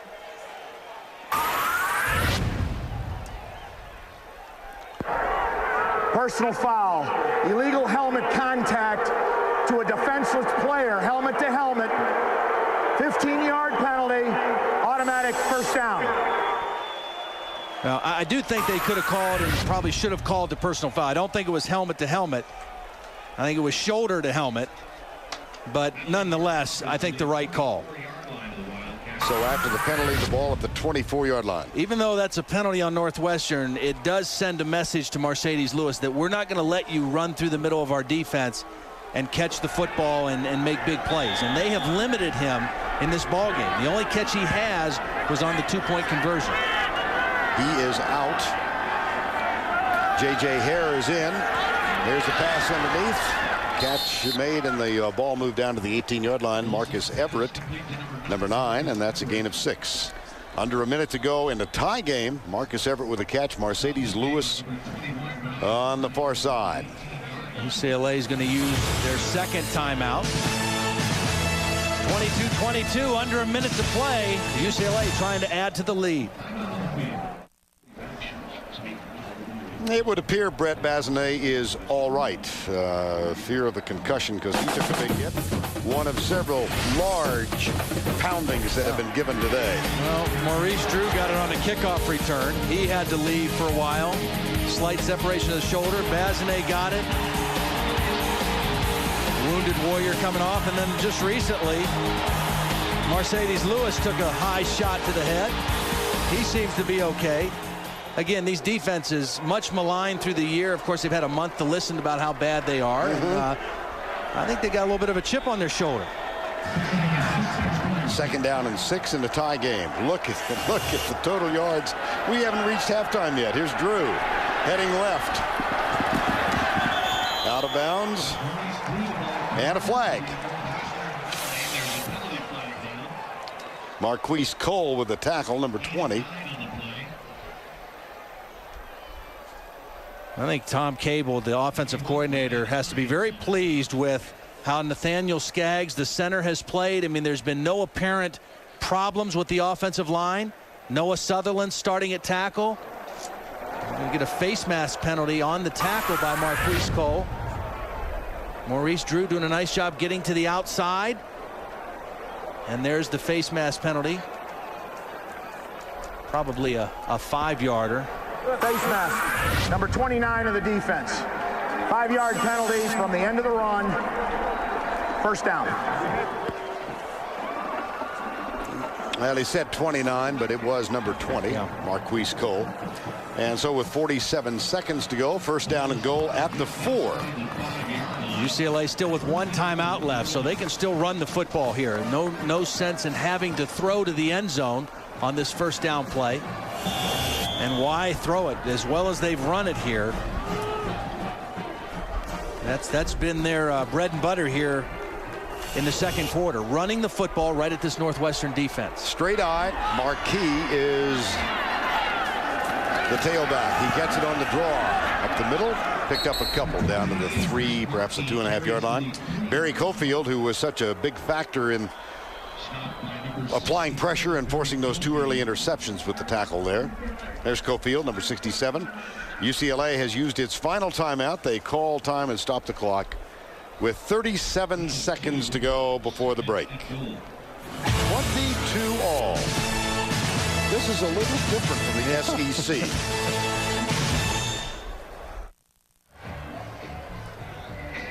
.22 all, 37 seconds to go. UCLA, having fought from 22 down, has a chance to claim the lead.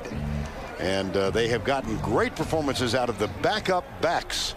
Chris Marquis with 118 yards, Khalil Bell 2 touchdowns and 56 yards.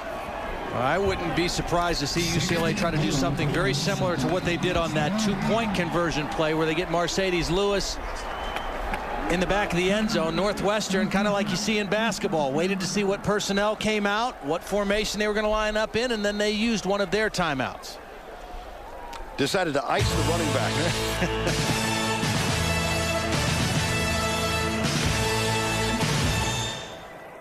Tuesday, January 17th. That, of course, is how we got to number 1. So there is actually no chimpanzee or anything in that show? Or he's the love monkey? I think he is. I'm not. You know, I just read them. I don't write them. Second and goal. Oofta. Play action. Olsen under pressure. Fires it on. Bobbled. Had a chance, but he got good pressure defensively. Michael Petrie, the intended receiver. And it's going to be third and goal. Yeah, the pressure is what forced the early throw. That was Adam Cadella that got in there and forced Drew Olsen to get rid of the football before he wanted to. Not able to let that route develop on the outside. Still almost came down with it. And it will be third down. Maurice Drew is back in as the tailback now. Petrie still the fullback. Joe Cowan starts in motion. Movement on the left side. They're going to back him up outside of the 5-yard line now. A costly mental mistake by UCLA. Now they almost have to throw. Dead ball. False start. Offense. Number 81. 5-yard penalty. Still third down. And just a footnote again, Justin Medlock, the regular field goal kicker, the place kicker, suspended for this game because of an alcohol-related traffic accident in Los Angeles. And so a walk-on is ready to get his chance at the field goal if this play is unsuccessful. Jimmy Rothstein. Third and goal. 22 all. Drew in the backfield, and he comes in motion. Olsen, inside pattern, touchdown UCLA. Marcus Everett.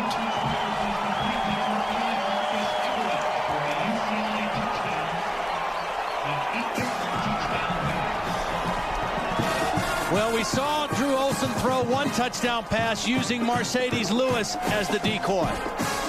This time he used Maurice Drew as the decoy and threw the touchdown to Marcus Everett. Well designed, well executed right before the end of the half. Rothstein with the extra point attempt.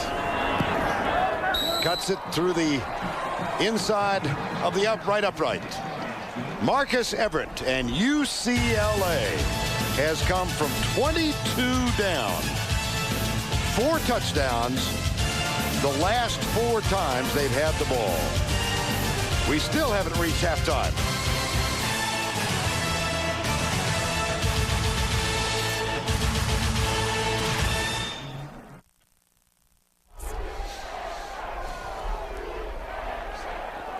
(29-22). UCLA leading Northwestern with 29 seconds to go. Kick off the new year with America's #1 network and see why over 140 million viewers turn to CBS for television's #1 comedy, #1 reality show, #1 news magazine, and the #1 show on television. Plus, more people watch the NFL on CBS than any other network. Happy New Year from all of us at CBS. 11 plays, 79 yards following the blocked field goal. Here's a little squib kick in the middle of the field, and it is taken by Northwestern. They'll have it at the 37-yard line. Sean Mansfield with the kickoff return. We talk about using formations and motions. to isolate coverage. That's Mercedes Lewis, so that means the safety's over here. Now, Maurice Drew's going to come in motion, and that's going to bring a linebacker and leave this wide open one-on-one coverage right here for Marcus Everett. You move the safety over by formation, you move the linebacker out by motion, and you open up a big hole for one-on-one coverage, and Olsen and Everett connect for the touchdown. Here's the snap back to Bazinet. Finds Tyrell Sutton. And the clock now at 15 seconds to go. Timeout called. Bazinet, Northwestern uses the second of its 3. And they stop the clock with 14 seconds to go. You know, when we talked to these UCLA players, particularly yesterday, we talked to them about their resiliency. And, you know, that's the characteristic of this team. And they talked about the closeness, the unity that came together with this team in the summer, that it was the best summer workout program that they've had. More guys staying around campus, working out together. The leadership, the senior leadership, very strong. They were all so disappointed at the way their year ended, losing to Wyoming in the bowl game and losing 6 games. And they said, that's it. You know, things have to change. And it started in the summer. And then that character of resiliency and being able to come back in football games really started to take hold on this team. And so that's why when they were down after the interceptions, Drew Olsen didn't seem affected by it. The UCLA team didn't seem affected by it. And now they're back in the lead here right before halftime. Well, most of their comebacks have come in the fourth quarter. Yeah. They were down by 21 to Stanford with 7 minutes to go. Well, we had a chance to chat with a couple of the players about their ability to come back. At the beginning of this year, everybody took it upon themselves just to go out and do whatever it took to win. And the biggest thing for us was to bring this program back to where we always thought it should be. Our players really stepped up and really dedicated this season to being great competitors. I think the attitude in our program has changed, and their work ethic has changed too. Well, talking about their comebacks in the fourth quarter, they're 9-2, and they've come from 22 down. It's a 1st down and 10, and there's motion. Justin Hickman came across. And let's see if he was drawn there by the movement of Dylan Theory. Dead ball. False start. Offense, number 74. 5-yard penalty. Still 1st down. So that makes it 1st down and 15. And we should be at the final play of the first half of play. 29-22.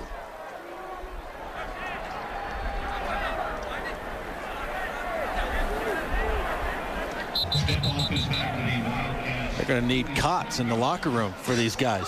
Take a little nap. They've been out here so long. And what makes you think they won't need cots in the broadcast booth? There's not enough room for cots in the broadcast booth. Time has been called. That's the last one for the Wildcats.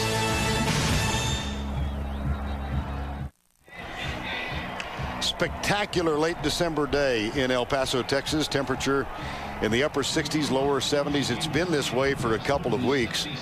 And I know Randy Walker said, why would we stay in Evanston when we've been invited down to El Paso? So the Northwestern Wildcats came down, and they, like everybody who comes to this bowl, have been overwhelmed by the hospitality provided by the Sun Bowl Association. 72nd year.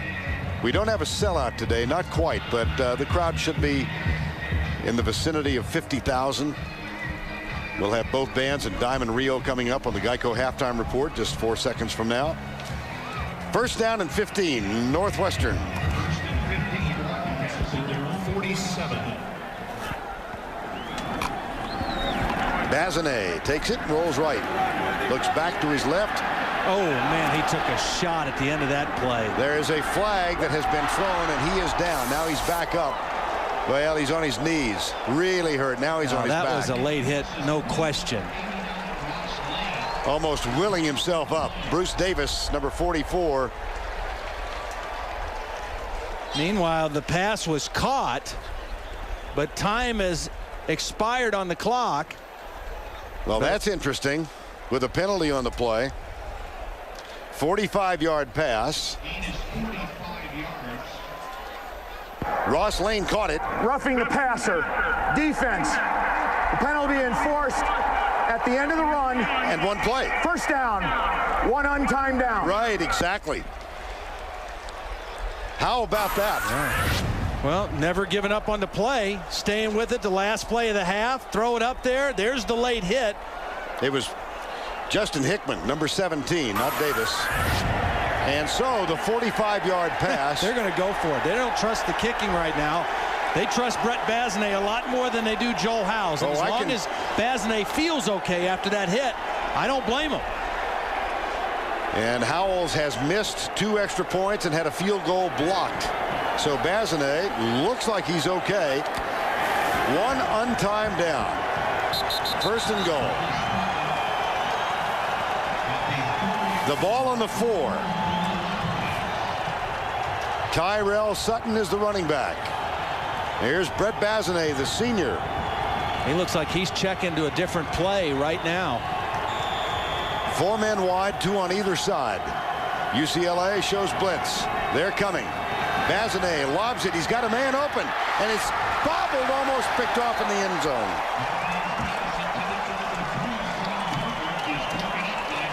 Sean Herbert, the intended receiver. Michael Norris, the nickelback, knocked it loose. What an exciting first half of football. 642 yards of offense in the half. Here's Tracy with Randy Walker. Coach, you guys had a 22-point lead to start the half. What happened? Well, we knew this was a good football team. Was going to have a lot of character and battle back. We knew it was going to be a 60-minute game, and I think it's on. We got to play well in the second half, not make mistakes that take us out of field position, and we're going to be all right. We're going to be in a shootout and have some fun with it. Bazinet took a few big hits there. Is he okay? I hope. They need to protect the guy now. Just I'm not making any statements, but those are a couple now that they're making a statement by what they're doing on defense. Thanks a lot. Good luck. Thank you. Here's the last play of the first half. Ever so close on either side of the ball. Back with Diamond Del Rio after messages and a word from your local station, I think.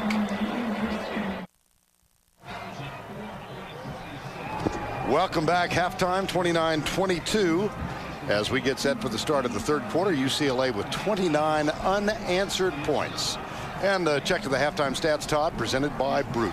Well, that total yards, you see 317 for Northwestern, 325 for UCLA. Both offenses got into a groove. UCLA did it running the football primarily there in the second quarter.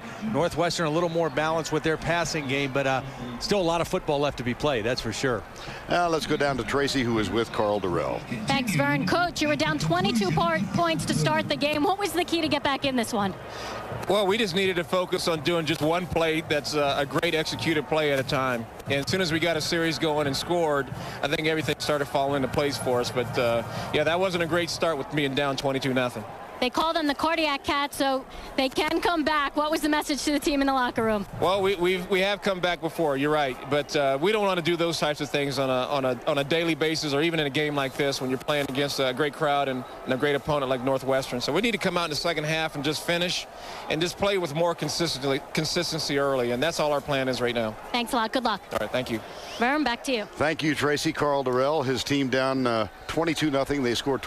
This thing may not end until 8:30. I know it's going to last a long time. And, you know, the thing is, I mean, Northwestern had some mistakes there in the first half with their kicking game. I don't think it's going to come down to those points because I think they're going to have opportunities to make more points. But right now we get to see what Northwestern talked about in the locker room. They come out to start this second half with the ball on offense, and a very important drive, I think, for Brett Bazinet and the Northwestern offense. We talked about the kicking game for Northwestern, and they left 5 points out there because they missed extra points on a couple touchdowns, just some poor kicking by Joel Howes, and then they had the field goal blocked as well. So that's 5 points potentially that could be added to this score. Again, I don't think the game's going to end 29-22, but still, you don't like to leave those points out there. And the opening kickoff of the third quarter goes through the end zone. It'll be a touchback. And Northwestern will go on offense, trailing by 7.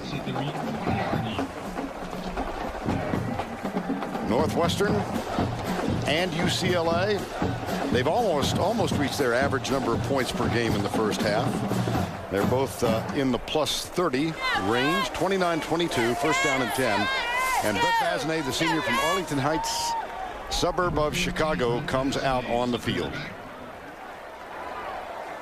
Sean Herbert in motion. Tyrell Sutton, the running back, and he is caught and dropped on the first play by Brigham Harwell, number 93. When you see the quickness of this UCLA defensive front, they're not very big, and not as big as this Northwestern offensive line. They lost a couple key guys early in the year on their defensive front, so it's kind of an undersized unit, but they do have athleticism.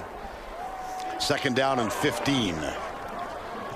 Bazinet, 6'2", 215. We talked a little bit about the weight gain. He came in as a 180-pound sophomore, and that additional weight has really helped him out. Oh, nice block by Herbert on the corner.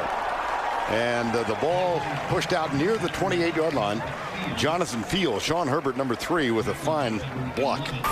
Yeah, you talk about if you're going to play with 4 wide receivers, those guys better be able to catch and block. And Herbert does a nice job of blocking for Fields. Then he makes one guy miss, and it's a throw that's maybe 1 yard down the field that turns into a first down play or a better yardage play because of good blocking on the outside. Fields got up gimpy and heads to the sideline. It's Bazinet throwing, and his receiver wasn't ready when he turned around.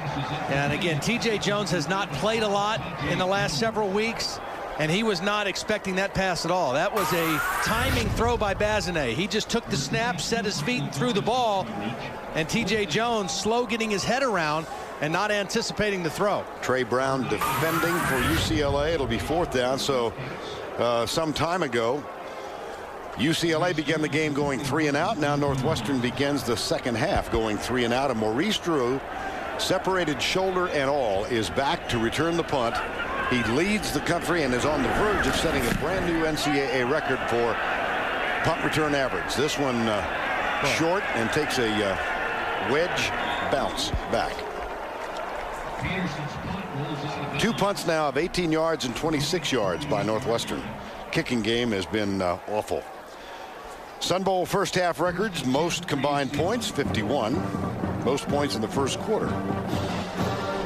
You ain't seen nothing yet. We're just starting. This game could go on till Love Monkey debuts. First down and 10, UCLA.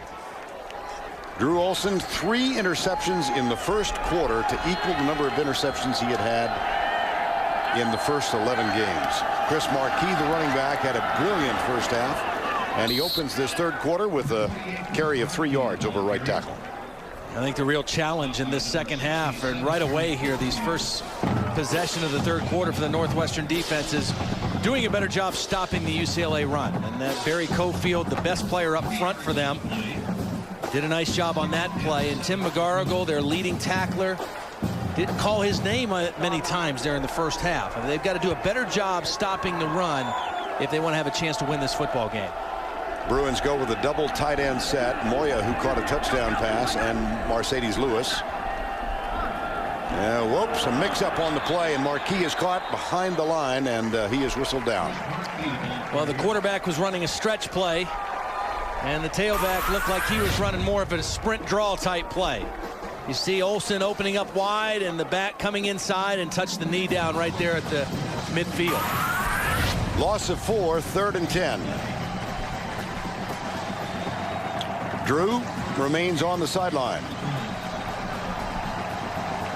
3rd and 10. Back in their own end of the field now from the 48-yard line. Khalil Bell, who has scored twice, is the running back. Drew Olson back. Zone blitz. Only 2 men rushing. Now 3. And Olson is caught and dropped at the 41-yard line. Excellent coverage downfield by Northwestern. They dropped 8 into coverage, only rushed with 3, and they had everybody accounted for. Watch as this play develops now. Only 3 men rushing, actually only 2, and the 1 guy dropping in, and nobody open here for UCLA. And that's why Olson had to try to scramble around, look for an open man. And good defense. Back-to-back 3 and outs by the 2 defenses. Aaron Perez, his second punt of the ball game. Mark Fillmore is deep. He's at the 15. Return on all the way. And Fillmore grabs it. Can't get loose of the tackle. Michael Norris, number 22. Good downfield pursuit. Third quarter underway from El Paso. 29-22 Bruins.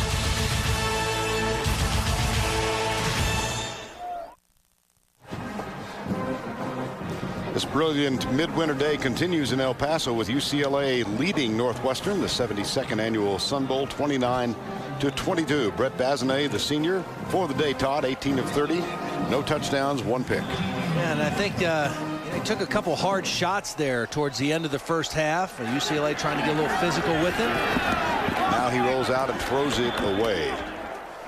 Now Bazinet has already graduated. He's going after a second degree. His degree is in mass communications. Northwestern, one of the outstanding schools in the country in that discipline.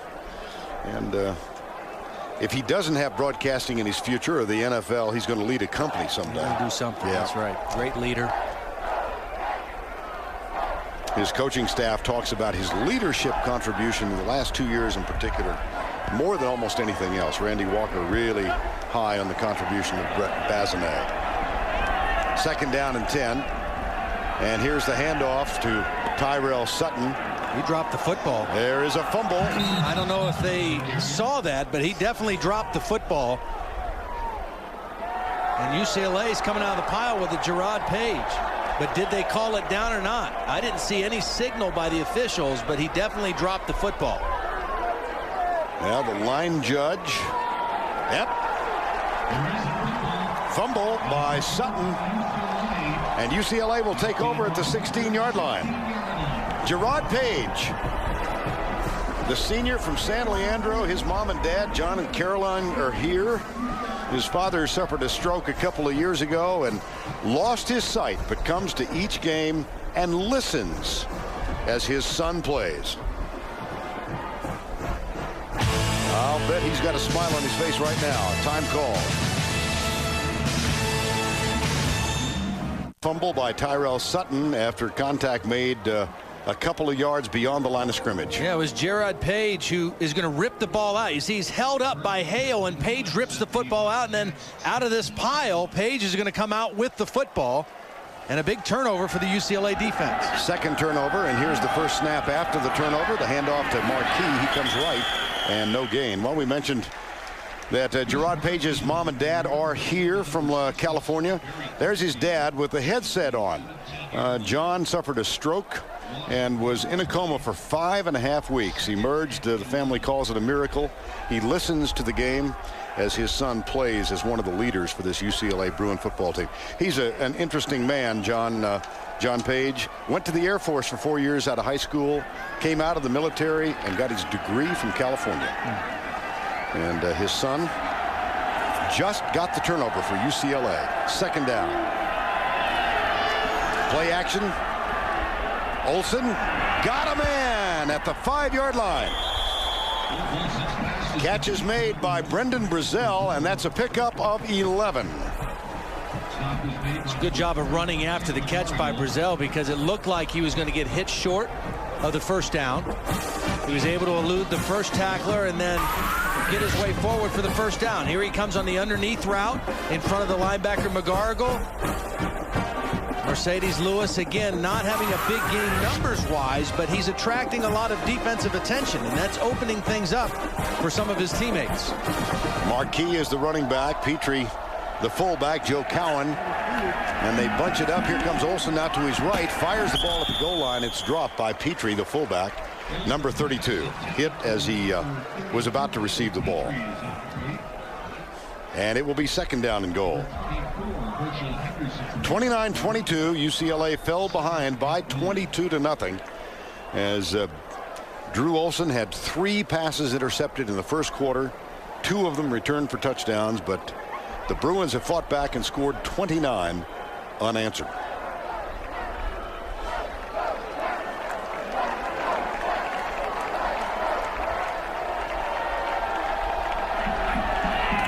Handoff. Marquis dropped. It'll be 3rd down and goal. Well, much better job so far in the second half by the Northwestern defense against Marquis and the UCLA running game. They got a 3-and-out on their first possession. Now a sudden change after the turnover right on this running play as well. It starts by making some control at the line of scrimmage, which they get, and then the linebackers and safeties come to finish it off. Big play right here for Northwestern. The turnover, their defense had to come right back on the field, and they need to hold him here on 3rd and goal and make UCLA settle for a field goal. Maurice Drew is back on the field. Play action to him. They fire the ball to Petrie. Touchdown, UCLA. Michael Petrie, the fullback, his 2nd touchdown catch of the year, set up by that man, Gerard Page, who forced the fumble and recovered it to give UCLA possession.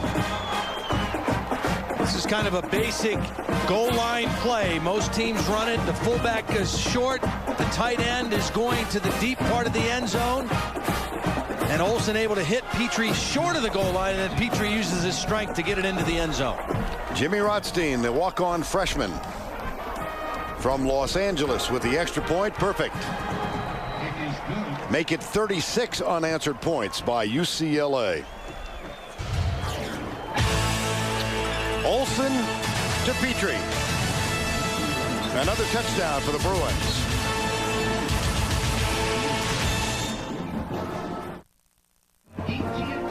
.904 remaining 3rd quarter. The Bruins of UCLA with a touchdown to open this quarter.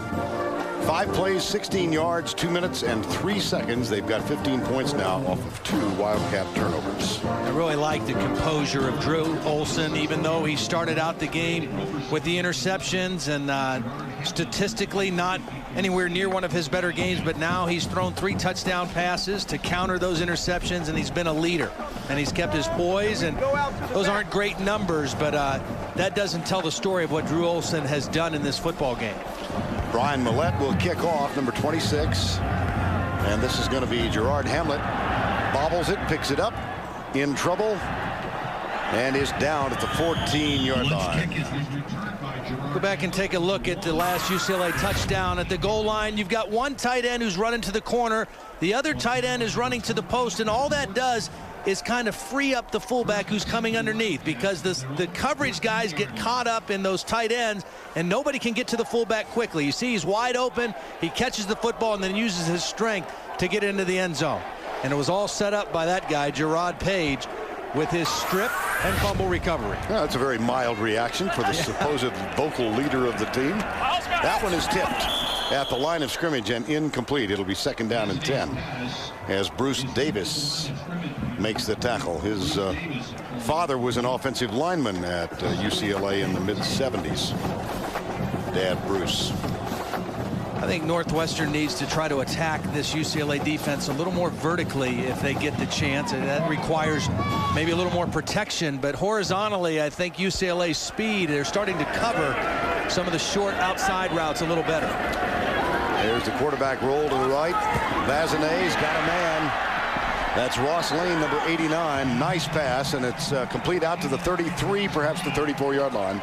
That is a gain of 20. And Trey Brown, I think, went for an interception on this play for 23 and came inside on it. A good strong throw by Bazinet. First and 10 for the Wildcats.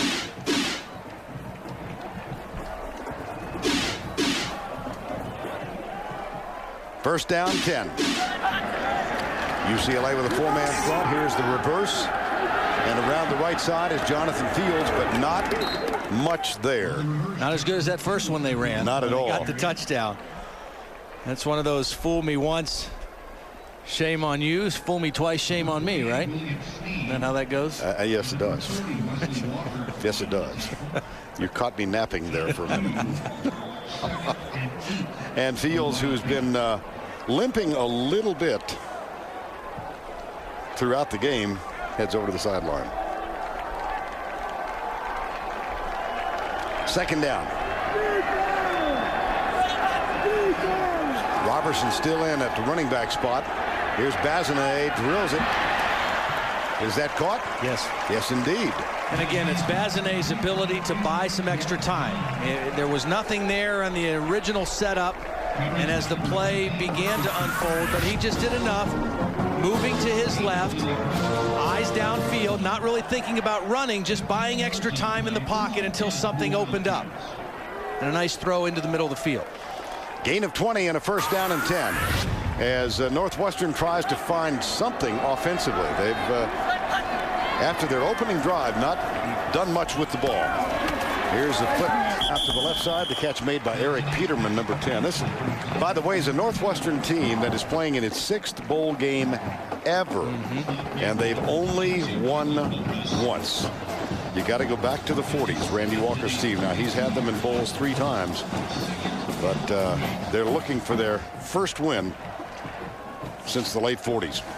A Rose Bowl victory, by the way. 2nd down and 3.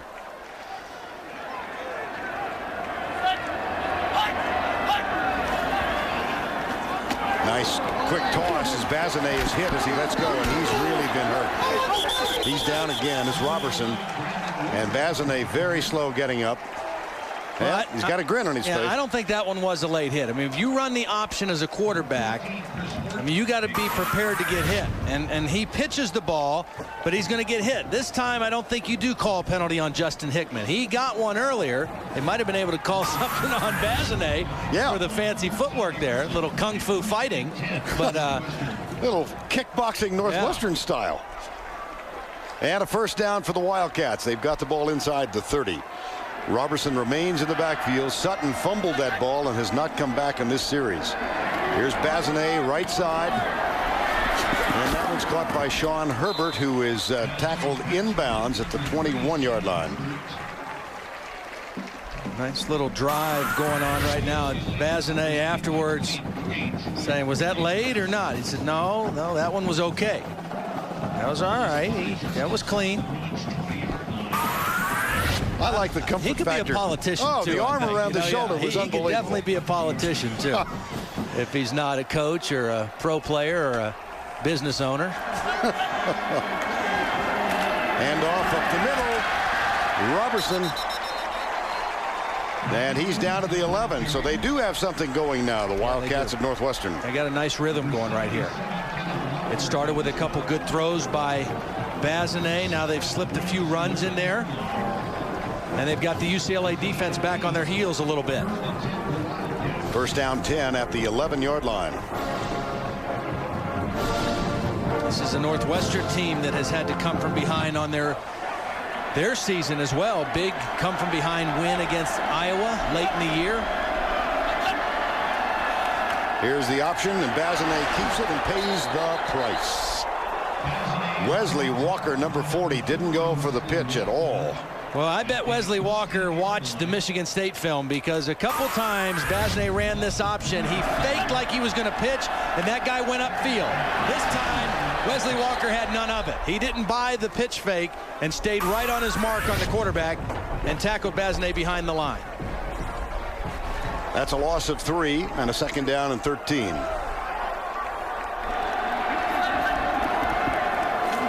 UCLA brings 4. Bazinet too high at the 1-yard line. It's incomplete as Ross Lane, number 89, went up for it. It will be 3rd and 13. Pretty good coverage downfield. 2 safety look for UCLA. Just a 4-man rush, dropping 7 into coverage, and the ball too high anyway, but a lot of blue jerseys around the intended receiver.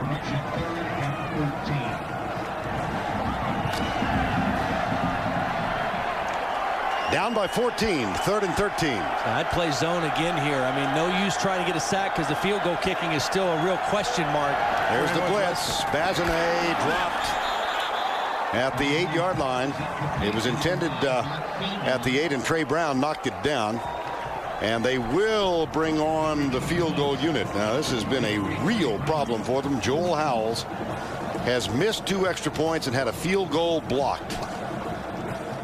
And it's going to be Amato Villarreal. They're going to change field goal kickers. So Villarreal, a redshirt freshman from Inglewood, California, is on to try and put Northwestern within 11 points. His first attempt of the year, Villarreal. And he got it. Not sure what to do, though. He doesn't know who to celebrate with or where to go, but he did what he was supposed to do. Joel Howells had missed 2 extra points and had a field goal blocked. And a redshirt freshman named Amado Villarreal knocks one home and celebrates.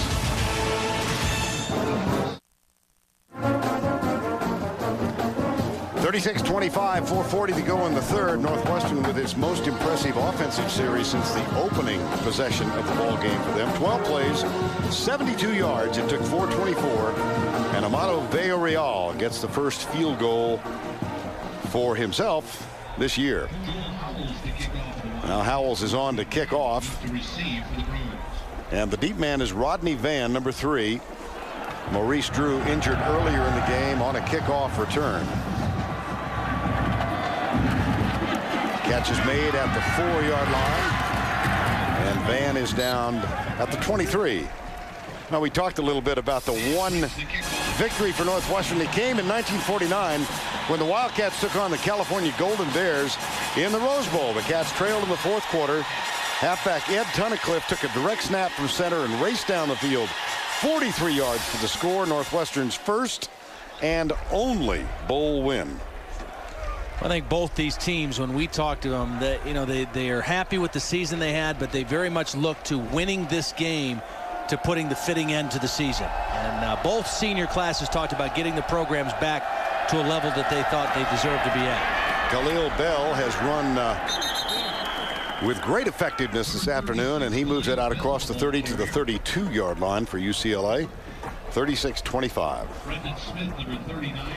Virginia defeats Minnesota, and South Carolina still leading by 21. Tonight, Miami against LSU. Jamarcus Russell will not start at quarterback for the Tigers.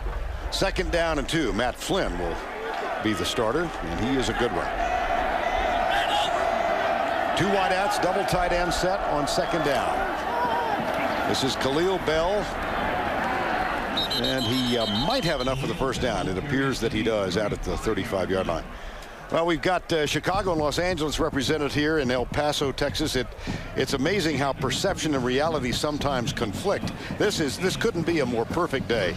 But if you look on the Northwestern sideline, the Northwestern Wildcats out of Chicago, or Evanston, brought benches and fans. They've got cooling fans behind the bench.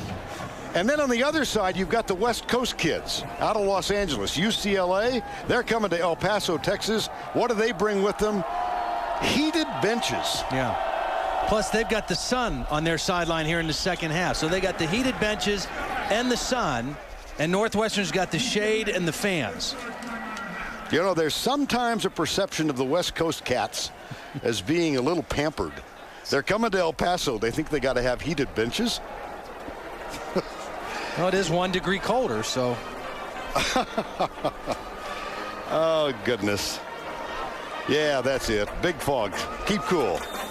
And Big Fog, they scored big, that company, because they got both. They got the fans covered and the heated benches. It's all through the same company. You know, I'm thinking back. The weather can vary here, and about 20 years ago, it actually snowed here, and it started out sunlight like today. Skippy Shackelford, who one of our handheld cameramen, was talking about, he worked that game. And he started the day wearing shorts, as he always does. He said it was great. And then in the second quarter, it started to snow. In the third quarter, he was ankle deep in snow. And the guys in the truck sent out a thermal blanket. And he thought, oh, great. And they put the thermal blanket over the camera because they wanted to make sure the camera would keep working. Skippy did. Oh, look, he's got the long johns on. Yeah, he's got the sweatshirt and the jeans. Great story. Look at that. One of our hardworking crew. This is a group that travels together throughout the fall. The old Sly and the Stone. What is it? Sly and the Family? Yeah, that's right. Am I right? The Family Stone. I'm really reaching beyond the Kingston Trio. I can't, we are family, right? Here's the handoff, left side. Marquis out to the 41. That actually was Sister Sledge. Sister Sledge. We're family. I'm so glad you're here. Now, Sly and the Family Stone did sing It's a Family Affair, so you might have had either one of those and you'd been okay. Can we discuss Mozart and Bach concertos? I knew that was a reach when I started it. Now, if you want to quiz me on rap music, I can talk about 50 Cent till the sun goes down. We're getting close to that. Oh, dear. Second down. And Marquis goes left. I'm very, very impressed with UCLA once they realize, you know what, we need to try to run the football. And even though our starting tailback's not in, and Maurice Drew, we still need to try to assert ourselves up front against this Big Ten defense. And I think they've done a great job of that. And that has opened up the passing game. And it's been the offensive line. And we talked about a new center in Nathaniel Skaggs, Noah Sutherland, a new starter at tackle.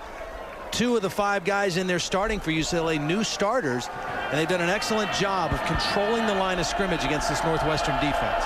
Khalil Bell has the handoff and comes right, gets a great block on the corner. He crosses the 50 and is out of bounds at the 48-yard line. Nick Roach, number 38. Taken out of bounds by Nick Roach. Offensive coordinator for UCLA, Tom Cable, told us he might decide to go down on the field, but he remains upstairs. Second down and 6. Well, he likes it better up there because obviously you can see things better. And that's Big Tom standing up with the glasses on, and he can see the field, see the defense better. And he talks to his offensive linemen on the headsets. But right now, he's got to be real happy with the way his offensive line has settled into this football game. There's the handoff, and down to the 45-yard line. Khalil Bell again. Tom Cable, we mentioned, played at Idaho. He and Carl Durrell were contemporaries in that they were in college at the same year. They both graduated in '86. Played his high school ball for the Snohomish Panthers in Washington. Well, the head coach here at the University of Texas El Paso is Mike Price, who played his high school ball for the Everett High School Seagulls, and they were great rivals up there. So you thought I only knew about Alabama football and Texas football. There we go. Right side. Marquis and a flag. Chris Markey, the ball carrier. There's a penalty flag on the field.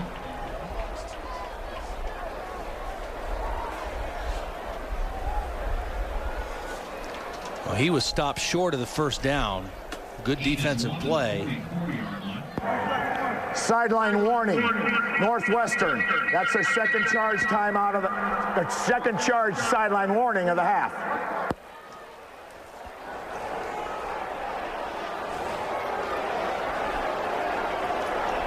In the shadows now, the Wildcats of Northwestern. 4th and 1. And 2 for the Bruins. Was that Alamo Bowl the other night, the ending of that? Remind you of anything? Cal Stanford? Yeah, sure did. Yeah, that was chaotic. 4th and 1, and UCLA will go for it, leading by 11.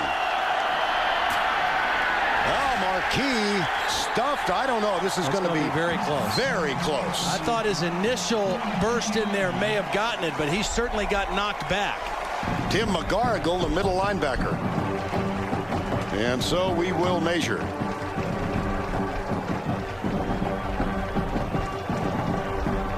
UCLA's defense is already coming on the field, and here comes the Northwestern offense. They're not even going to measure. That wasn't even close enough to measure.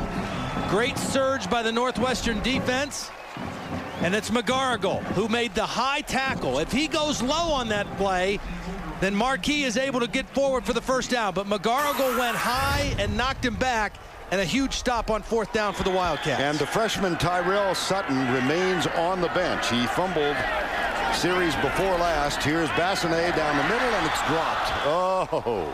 Yeah. Jonathan Fields, number 1. That's one that both of those guys wish they had back. Bassinet wishes he had it back because if he hits him in front, he's still running.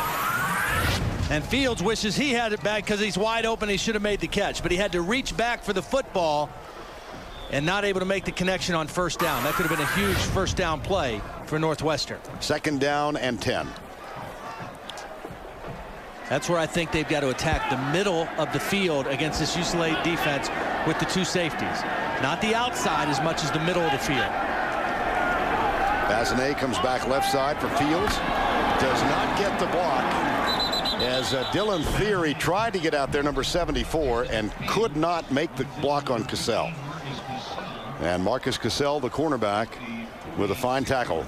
Theory blocked air. Yeah, well, that's like a bear running out there trying to block a mongoose. You know, I mean, that when a big lineman goes out there to block a cornerback, I mean, unless that guy just trips or runs into you, it's hard to block those guys out in space. 3rd and 8, 11-point game, final 40 seconds of the third quarter. Gerard Hamlet is the running back now. They bunch up to the right side with 3 receivers. Bazinet heads that direction and fires it downfield, incomplete. T.J. Jones was the intended receiver, but he was well out of bounds. Well, good coverage again downfield. Now with that sprint out like that, it really limits where Bazinet can go with the football. He's sprinting to the right sideline, so he pretty much has to throw the ball to that right sideline, and UCLA did a nice job of covering all the possible receivers over there. So 3 and out for Northwestern. The Wildcats do stop UCLA. They need a good punt here. They've got to help their defense out with some field position. They can't afford another 22-yard punt. Well, they're trying to keep it away from Maurice Drew, who is averaging 29 yards per return, and in his career has returned 4 for touchdowns, and here he goes with a chance. Hello! Oh boy, at the 40-yard line. That was so close. And Ryan Black saved what might have been a touchdown. We talked to Maurice Drew about punt returning, and he says, well, it's no big deal because I know my gunners aren't going to let me get hit, so all I've got to do is catch the ball and make one guy miss. And he did that, and if it were not for a shoestring tackle, he would have had his 4th touchdown punt return of the season. Some guys just have a great feel for being punt returners, and Maurice Drew is one of those guys. Khalil Bell is the tailback now. 2 wide receivers to the left side on 1st down and 10 from the 40. Drew Olson gets the snap, the handoff. They run the reverse, and they are in trouble. They, being the Bruins of UCLA, tackled all the way back at the 25. It was Matt Willis, number 88, inserted especially for that play. But it was David Ngeni who really made the play for Northwestern. I mean, UCLA, Carl Durrell thinking they might fool the Northwestern defense on that 1st down play, but Ngeni did a great job of staying at home and forcing the play to go way away from where the intended route was. That's the end of the third quarter with our score. 36-25, UCLA. We'll return to the Sun Bowl after these messages and a word from your local station.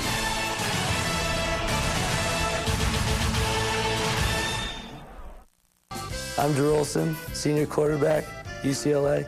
I'd like to wish everybody back in Piedmont, California, a Happy New Year. And Happy New Year to the Olson family in Piedmont, California. From us as well, 36-25, we start the 4th. Vern Lundquist, Todd Blackledge, Tracy Wolfson. Our entire CBS crew here from the Sun Bowl in El Paso, the 38th consecutive year that this wonderful relationship has been sustained. 2nd down, UCLA. They lead by 11. Olson rolls right, drills it out to the right side. The catch made by Joe Cowan, number 26. Drew Olson, Todd, has excelled in the 4th quarter this year. Well, I mean, that's the mark of his leadership, his poise, and this is why they had 4 come from behind wins in the 4th quarter. I mean, that's outstanding work in the 4th quarter. 70% completions, 11 touchdowns, 0 interception. I mean, that's outstanding work. And even in the USC game, which was his worst game statistically, he still didn't throw an interception in that game. Now he's equaled his interception total for the year in this ball game, but he's got him right back in the lead. Maurice Drew is on the field. Olson comes near side. That's intended for Brandon Brazell. It was a big stop by the Northwestern defense. They got the big loss of yardage play on 1st down on the reverse that negated the punt return by Maurice Drew. And then they get the stop on 3rd down. So Northwestern a chance to get the ball back with decent field position here. And so 4th down for UCLA. Mark Fillmore is back to return the punt. 4th and 10. Opening moments of the 4th quarter. And Aaron Perez will punt for the Bruins. Here's Fillmore. Grabs it at the 25-yard line. Looks for blocking help. Doesn't get any, so he maneuvers out on his own to the 34-yard line. A 34-yard punt, 8-yard return, and Joe Cowan was downfield to make the tackle. Sun Bowl in El Paso on the 30th of December, 36-25, UCLA. And now, it's time for our Geico scoring recap. It opened conventionally with a field goal, 3-0 as Joel Howells offered one from 33 yards out. Ultimately, 22 unanswered for Northwestern because Drew Olson threw 3 interceptions in the first quarter, 2 of which were returned for touchdowns. They were up by 22, but the Bruins came back with 29 unanswered points in the first half. They got those touchdowns in a variety of ways, off the arms of Olson, off the running of Khalil Bell, and it was 29-22 at the break.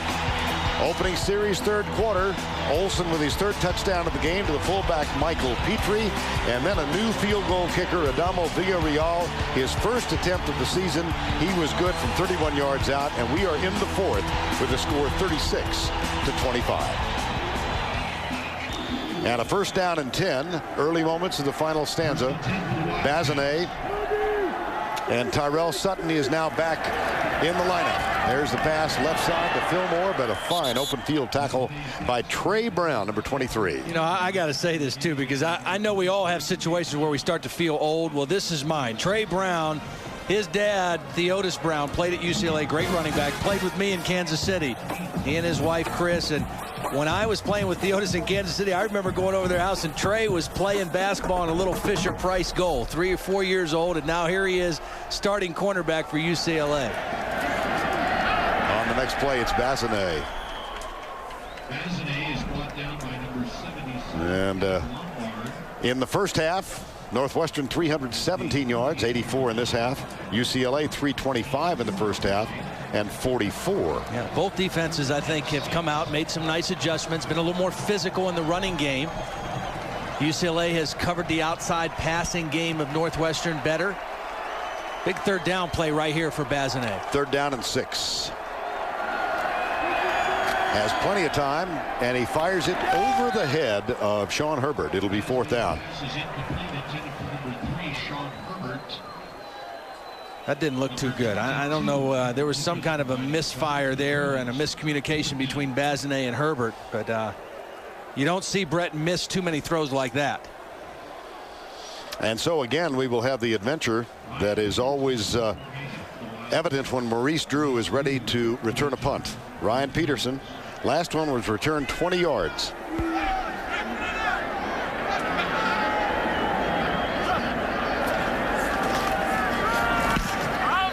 This one to the right and out of bounds. Ball will be spotted at the 25-yard line. So a 37-yard punt, but most significantly, nada on the return. Bruins lead by 11. We are back in El Paso in West Texas, where the 72nd annual Sun Bowl is being played before a near full house and under brilliant blue December skies. 36-25. And the UCLA Bruins have a first down. To the right, that's Chris Marquis. And he gets a couple as UCLA tries to hang on to this 11-point lead here in a high-scoring first half, and 11 points right now. Well, we've enjoyed the Sun Bowl. I want to wish you and Jerry and the 4 boys a happy new year, and I know it's going to start well for you. You're going down to watch your alma mater in the Orange Bowl. I'm excited about that. I really, you know, Penn State had a great season, and Joe Paterno, I'm so proud of him and the team, and looking forward to going down and watching that game. It'll be a little different watching it as a fan, but I think I'll enjoy it. Okay, Todd, and we've got a second down play here. 36-25. That was Marquis again. 12:43 to go in this one. I really think that UCLA, if they want to, now they don't need to necessarily because they've got the 11-point lead, but they're going to have a chance to hit one deep down the field off play action, because right now Northwestern knows they've got to stop the run. They're going to commit extra bodies to the line of scrimmage to stop the run, and UCLA has a chance to fake play action and throw the ball deep, I think, against this defense. A goal from the eye, And they run the draw play. Not much there on the first down play. Chris Marquis came on when Maurice Drew went to the locker room with what turned out to be a slightly separated shoulder. And look at the day he is at. Well, it's funny. The defensive coaches at Northwestern told us that they were impressed with this guy. They thought he runs the ball just as well as Maurice Drew. And he proved that today. And that's a case of a guy stepping up when the opportunity was there and making the most of an opportunity. Here's the handoff right side. This is Khalil Bell, who's also had a big day, and it gets even larger as he rumbles down inside the 45. That's a pickup of 19 yards.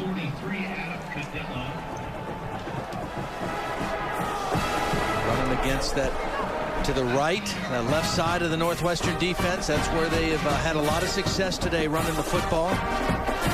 Can't say enough about this UCLA offensive line. Shannon Tavega, the leader up there at the guard. Robert Cleary, Ed Blanton, the starting tackle, 73. And the new center in there, Skaggs, and Sutherland, the new tackle, really have done a nice job running the football. After the 19-yard gain, a first down. Here's Bell going right. So it's obvious they're going to rest Maurice Drew for most of this one and let Marquis and Bell carry the load. Well, there's no point with an 11-point lead, even though he wants to come in and play. I mean, there's no point in taking a chance of making an injury worse.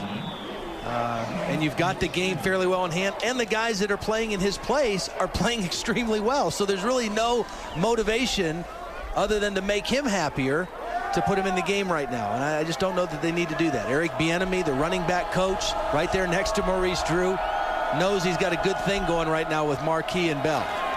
That's a fumble. Well, as soon as I said that. Yep. And it was recovered. Well, no indication from the officials yet. We have a hatless official in there, and the ball comes up. Ron Bardwell with the hit. Mark Kane is the guy who comes up with the football. Just as we were talking about Marquis. Good exchange. Ball's ripped out by Bardwell, and a huge turnover for the Wildcats. 10:38 to go in the ball game. Following the turnover, Northwestern with the ball at their own 42-yard line. 4 turnovers now for UCLA in the ball game. 3 interceptions and a fumble. And Bassinet 5 yards back of his center. Here's the option. He pitches right side. Tyrell Sutton gets the ball. Well, we've talked about UCLA's comebacks in the fourth quarter. This Northwestern Wildcat bunch has done a lot of that, too. Look at the list. A lot of close calls. That one loss in there to Penn State. Penn State won it with under a minute to play, but Northwestern also had Penn State in a 4th and 15 on their own 15 and weren't able to stop them. Otherwise, they might have been 5-0 in those close games. Bassinet fires it right side, and it's incomplete. That'll bring up 3rd and 5. Well, they say the key play in the entire season was in that game against Iowa, an onside kick that they recovered, and ultimately went on to win 28-27 with 14 points in the last 2-10. So they can break your heart. Randy Walker, graduate of Miami University in Ohio, the cradle of coaches, always wanted to be a coach. Worked under Bill Mallory and Dick Crum, 2 of his mentors in the coaching fraternity. Here's Bassinet, and that one is knocked incomplete. It'll bring up 4th down, 4th and 5, as Sean Herbert couldn't get there, and Christian Taylor made another play. He's been very active today. It's good tight coverage by UCLA there. I think the UCLA pass defense has settled down very nicely in the second half. They've really started to squeeze down on the underneath routes and the short outside routes, and they haven't given up a big pass play either. It's Larry Kerr, the defensive coordinator. And here comes the adventure again as Ryan Peterson kicks it, and the ever dangerous Maurice Drew awaits it at the 16-yard line. Now that's the best thing you can do. Send it toward the sideline and get it out of bounds. Peterson's kick goes out of bounds at the 14. Very effective. 39-yard punt, nothing on the return. Bruins have the ball with an 11-point lead. Now let's take a look at the play of the game presented by Wrangler 5-Star Premium Denim. It was 22-7 in the first half when UCLA came back. Here's the call. Chris Roberts of the UCLA Radio Network. Snap, Olsen, play action. Steps up into the pocket, wants to throw, complete. That goes to Ryan Moya, right down the center of the field. He's going to go into the end zone. Touchdown, UCLA. Oh, what a big one. Yes, it was. The extra point made it 22-14. They ultimately scored 29 unanswered and grabbed a lead at halftime, but they have not yielded. It's 36-25 now in the fourth quarter. Khalil Bell is the running back. Olsen goes right, pass too high. Second down and 10. Intended for Matt Willis. UCLA offensively with 402 yards in the ball game. Approaching their season average of 429, but just doing it differently today. They're getting it done running the football. 264 yards rushing.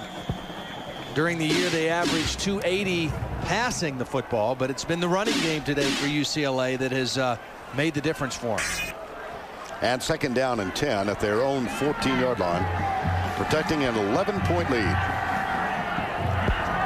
Bell and Petrie in the backfield. Hand off to Bell. He comes left, gets out to the 21. That'll bring up a third down with 10 minutes to go. Nice block by Brandon Brazel out there, wide receiver. That's the difference between a 2 or 3 yard run and a 6 or 7 yard run. As a wide receiver blocking on the perimeter, did a nice job, locked up with a corner out there and springing the ball carrier for several extra yards. 3rd and 2. Brazel out. Here's some noise being generated by the Northwestern Wildcat fans right below us, urging their defensive unit on now. On 3rd down and 2 with 9:27 to go. They'll work the left side. And a flag has been dropped way over in the sunlight on the UCLA side of the field.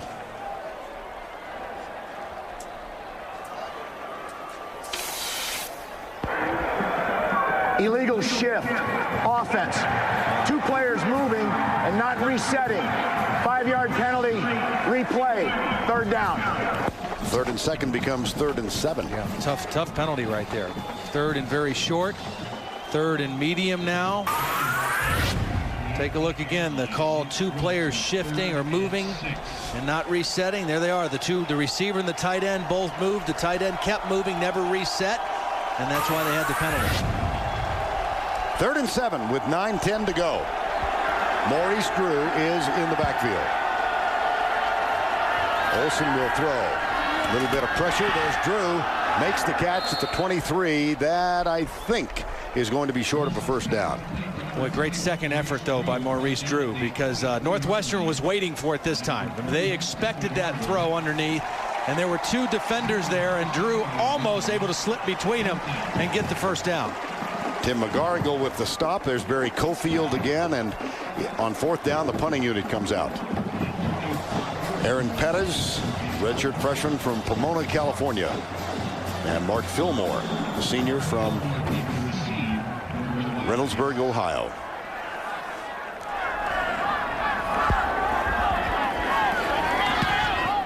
Nice one.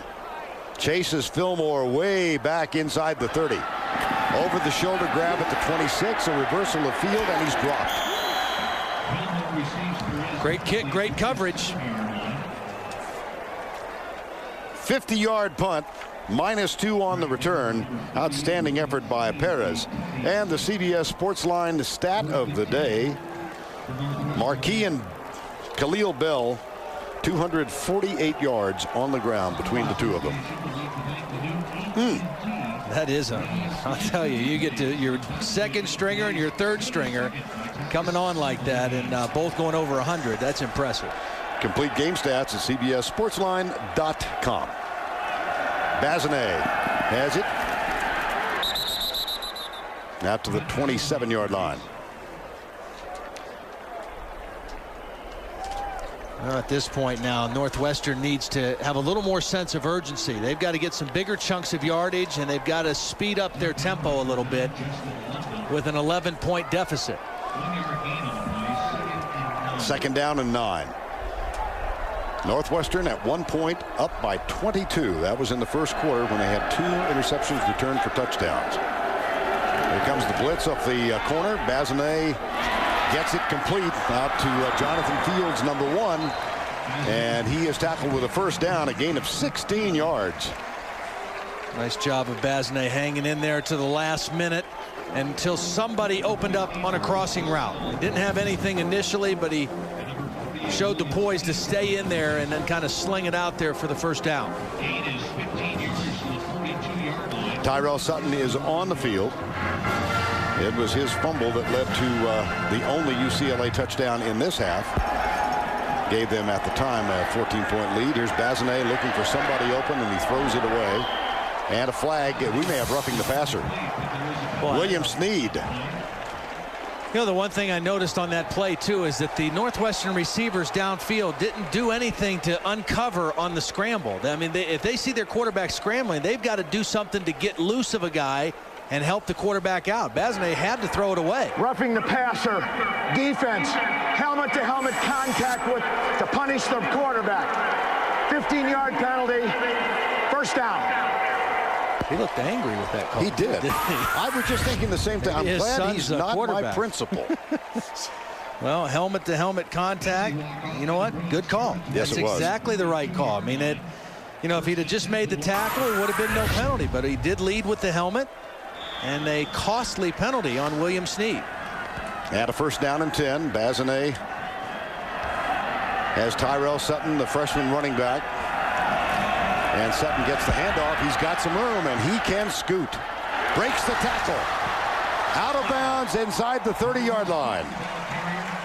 Well, when you're 5'9", you're already pretty low to the ground. And then when you crouch down and put one hand on the ground, you're even lower.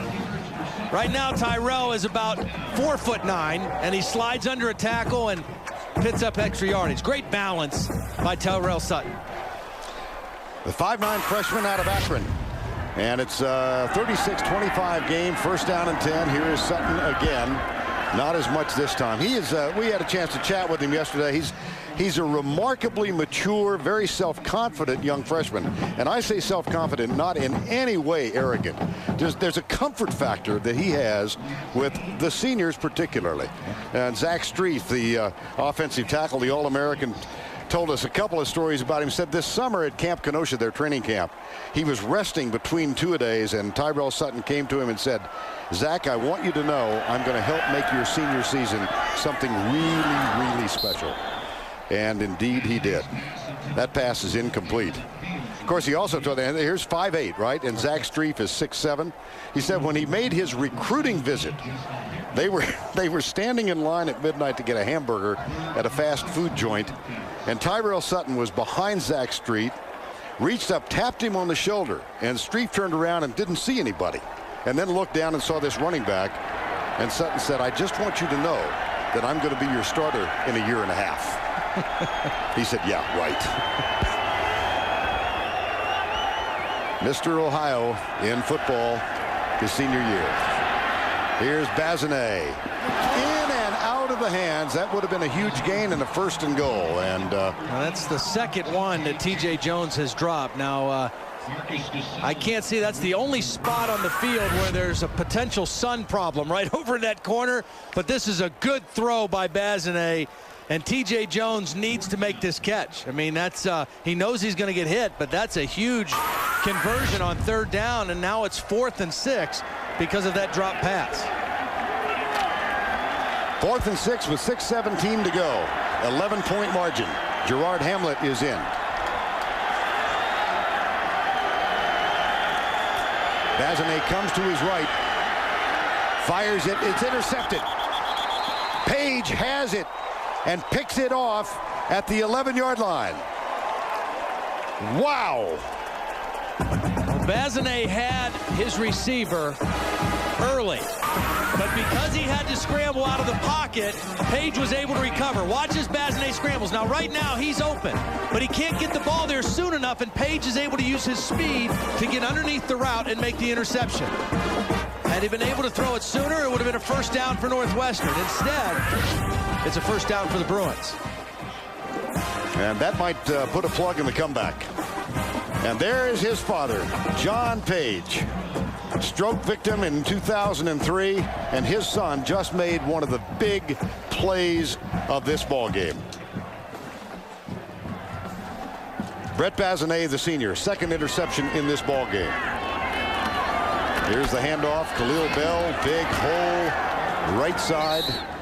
Got a pop from Brian Hines, but he picked up 11. Well, now all you're telling Khalil Bell and Chris Marquis is just protect the football. Right. You know, get what you can get and get down. Let's work the clock. The only thing that can beat us right now is turnovers. You know, they scored 2 defensive touchdowns on us.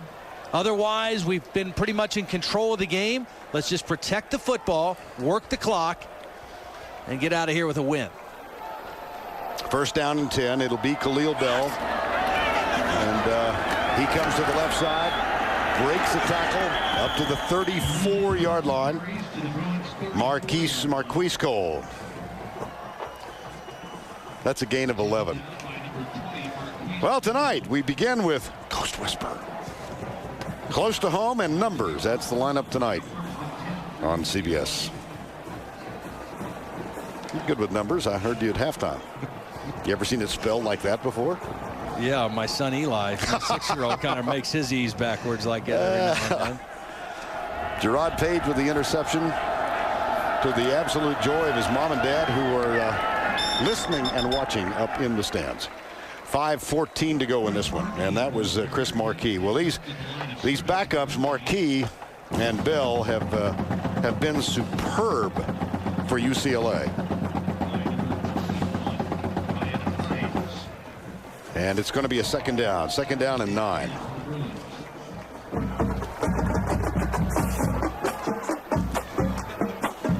This is a big win if UCLA can hold on for Carl Durrell for the UCLA program. And here is a huge gain again. It's Khalil Bell out to the 48-yard line. Tim McGargle after the gain of 13. Even though they won 10 ball games or 9 ball games this year, the 2 losses were such devastating losses. You know, when they lost to Arizona, big loss, 52-14. Then the final game, they just got destroyed, 66-19 by USC in their rivalry game. And so to finish with 10 wins and to finish with a win in a bowl game, really, I think would set them on a great course for next year and the future under Carl Durrell.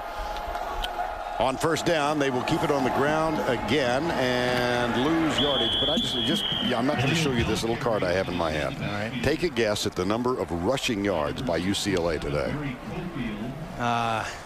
Just guess. 300. You missed it by 5.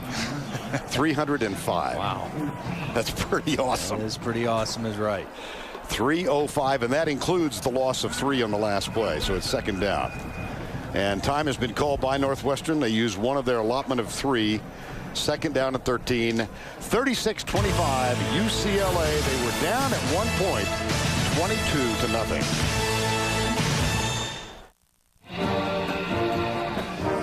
Absolutely gorgeous scene here as the sun begins to go down in El Paso, Texas. 36-25 UCLA over Northwestern, and our Vitalis Sun Bowl players of the game, Chris Marquis and Khalil Bell. Why not share the honor? 41 rushes between them, 281 yards and a couple of touchdowns. The redshirt freshman, number 36, and the sophomore Marquis, number 28. 4:02 to go. Second down and 13. Marquis and Petrie are the backs now. That's Michael Petrie. He had a touchdown catch in the third quarter. And here's Olsen throwing the ball, and it is incomplete. Not quite sure why they did that. Instead of giving it to this guy again, Chris Marquis just has done a great job of coming in. He knew he was going to play some behind Maurice Drew, but when Drew went out, he came in, 22 carries, 146 yards. Then comes Khalil Bell, a little more in between the tackle runner, a little stronger inside. 19 carries, 135 yards for Bell. So a great 2-3 punch, not the 1-2 punch. The 2-3 punch was good today for UCLA. On third down, see if they keep it on the ground here. Three-man rush for Northwestern. They do. Marquis goes right. He's tackled, and Northwestern will get the ball back as Eddie Simpson, number 40, made the tackle on Chris Marquis. Clock still running, 3:45. And Northwestern calls timeout using the second of their 3. They will get the ball back with 3:40 to go in the game, trailing by 11. 3:49 to go, 36-25. What was a full house. Some of those have drifted out now here in El Paso. You're looking south, and just at the foot of those mountains, the city of Juarez, Mexico, 1.6 million people there. And the busiest border crossing in the United States, not far away. And of course, we mentioned Fort Bliss, and a large contingent of soldiers were here. Some still are. There was a wonderful story on Tuesday when both schools visited the troops in Fort Bliss. Carl Durrell was walking through the mess hall, and he heard a man holler, "Coach!" And he turned around. It was a Navy man named Tavon Walker, who had been a wide receiver at Colorado, and he had played for Carl Durrell, who was the receivers coach there. Tavon Walker on temporary duty with the Navy before his deployment in a detainment center in Iraq. Leaves next week. Here's the punt and a bounce at the 15. Now, those who saw it said Carl Durrell heard "Coach," and he turned around, and immediately, he didn't know Tavon Walker was in the Navy and there, and he said, "Tavon," and the two men hugged each other. Very, very emotional moment. I guess it really was for both schools when they visited the troops at Fort Bliss. I enjoyed visiting with both of these head coaches, you know, kind of different in their personalities. Carl Durrell, very stoic in a lot of ways, but enjoyed visiting with him yesterday. Here's the pass. Sutton will try and get out of bounds. He cannot. Well, Carl Durrell, who is the 7th child of his mom and dad, and his father was a Navy man, so they traveled throughout the world when he was growing up. His dad usually was the one who was traveling, and mom helped raise the family.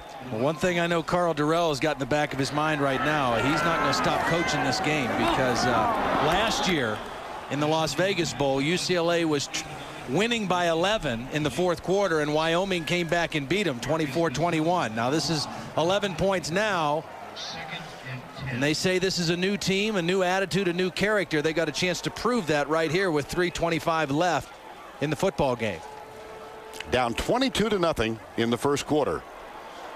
And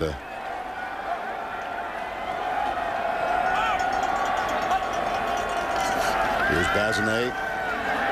Fires it short. Caught by Mark Fillmore, number 9. 3:18 to go. And they'll go with a hurry up now. That's a gain of 12 and a 1st down and 10. 1 timeout remaining for Northwestern. Of course, the clock in college ball stops on every 1st down, then is restarted. And here's Bazinet back to throw across the middle. Complete, but a gain of just about 4. Ross Lane, number 89, makes the tackle. You'll see soft zone coverage right now by UCLA. They're going to keep that free safety in the deep middle, Chris Horton. And this one, apparently there was a flag that dropped pre-snap. Yes, way back in the secondary. Well, UCLA was trying to get somebody off the field, and Brett Bazinet was trying to get the ball snapped to catch them with an illegal substitution with too many men on the field.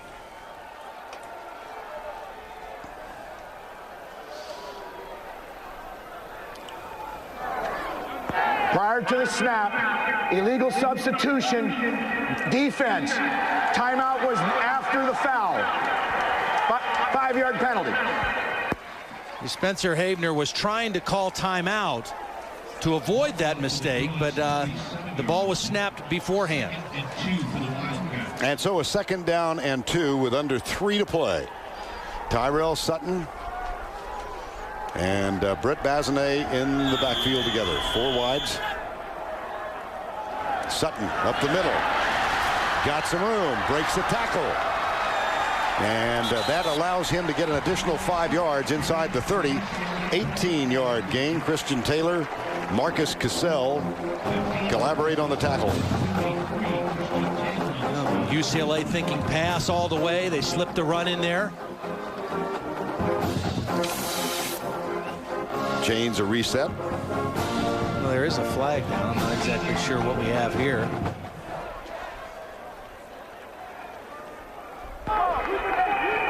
Dead ball. Unsportsmanlike conduct. Defense. Half the distance to the goal. First down.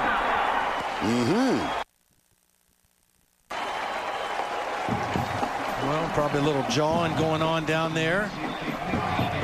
Carl Durrell wanting his guys to keep their poise here. They've got the lead. Make Northwestern earn everything they get. Don't give him anything free with penalties or mistakes.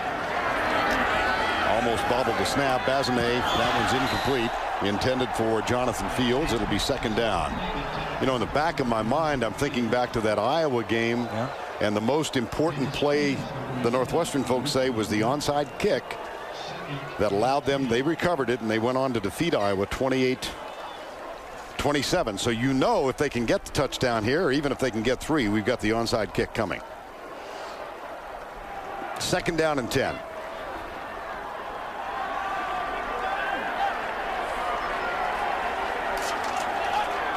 Here's the snap. Bazinet, right side. Sutton will get out of bounds. You know, and you go back to the first half and the missed kicks, 5 points. I mean, that would make it 36-30, and a touchdown would give Northwestern the lead here. Instead of being down by 2 scores and it being a 2-possession game, it would just be a 1-possession game at this point. So 3rd and 3 here. That's right. Joel Howells missed 2 extra points. He doinked 1 that was successful and had a field goal blocked. Gave way to Adamo Villarreal for the last field goal attempt. Here's Bazinet. Lobs it in the corner. The fade pattern caught. Touchdown. Mark Fillmore.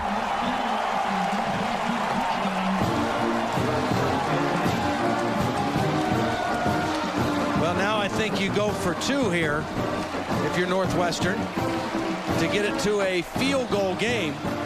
Otherwise, you still have to score a touchdown, whether you miss the extra point or make it. Of course, with the field goal woes, you may be thinking you need 2 touchdowns anyway.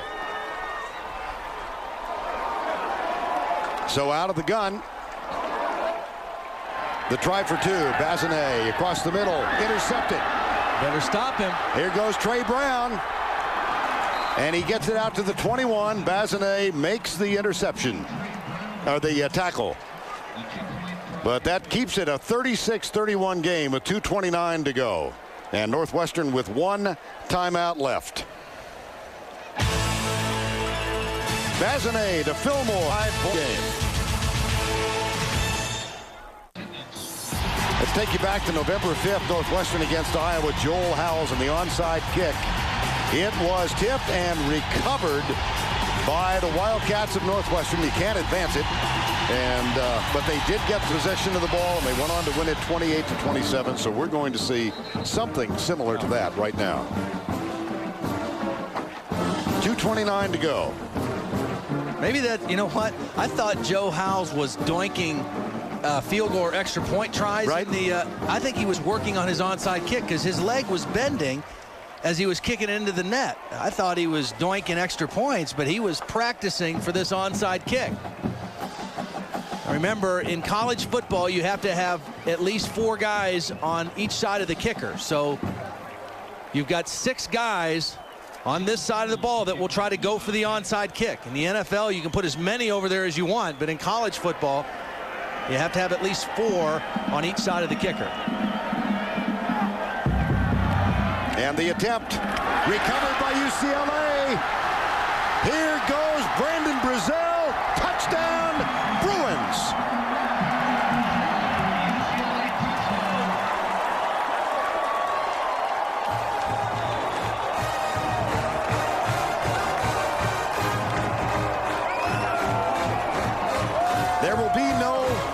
visiting Iowa. 42-31 with 2:24 to go.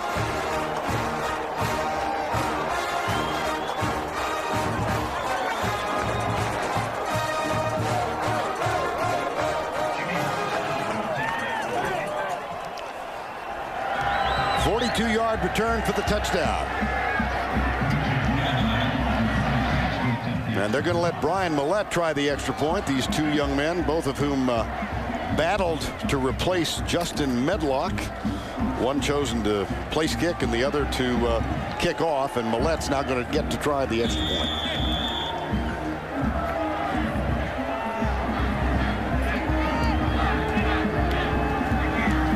Got it.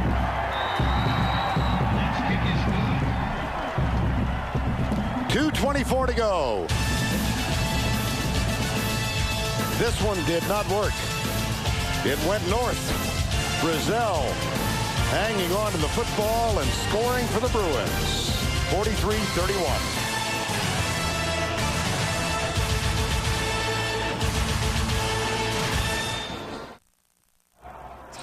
Yeah. Shadows engulfing the Sun Bowl. 43-31 UCLA. 2:24 to go. I'll go back to this onside kick. Now, the ball has to go 10 yards before any of these guys can touch it. But that's not the case for UCLA. And watch Brazil. He's going to actually get this ball before it goes 10 yards.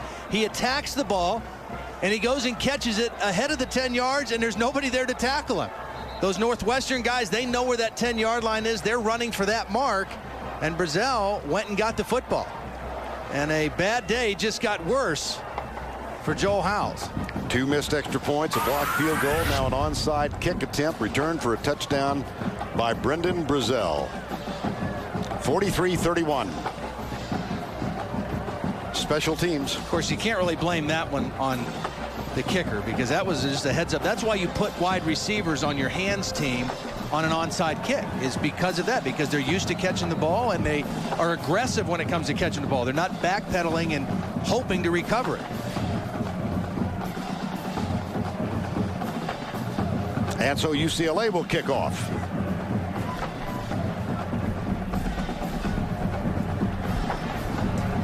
.224 to go. And Brian Millette, who just authored the extra point, will be the kickoff man.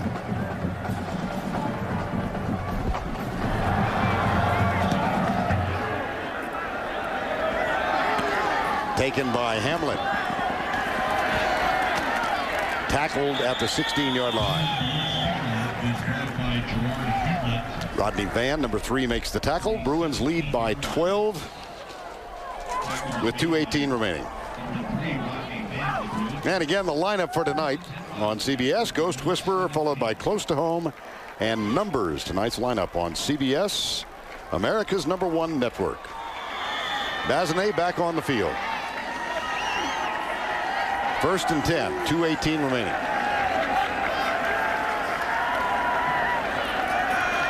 Deep down the middle, almost intercepted.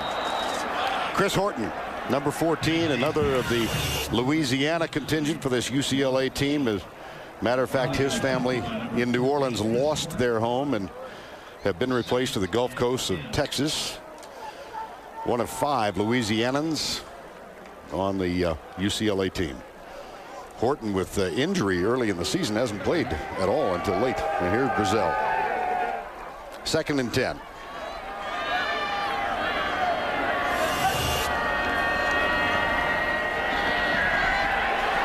Being chased, fires it, caught out of bounds. Ross Lane stops the clock with 2:05 to go.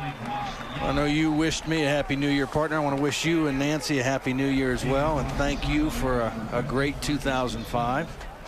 It was another great season. Yes, it was, Todd, and thank you and all of our crew. This family that moves throughout the Southeast Conference yearly and then gets to come out to El Paso and watch the Pac-10 and the Big Ten, and it is decidedly different. It is different. The style of play is not what we see week in and week out in the SEC. 43-31, 3rd and 1. Quarterback draw. Bazinet gets out of bounds, stops the clock. He's got a first down with 1:59 to go. Christian Taylor, number 33. Number 33, Christian Taylor.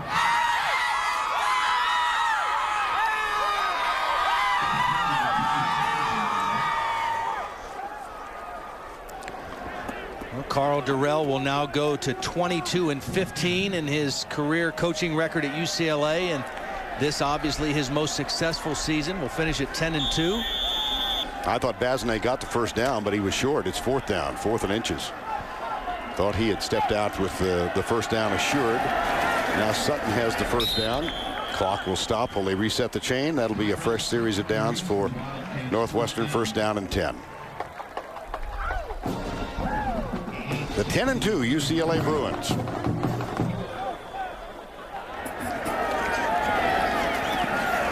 Across the middle. That's Fillmore. Nope, it's not either. It's Rasheed Ward, number 8. He's out of bounds.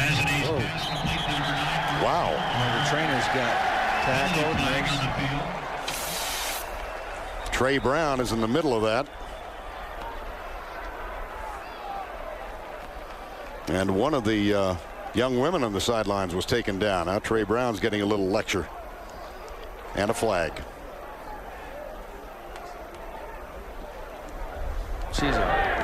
After the runner was out of bounds. Personal foul.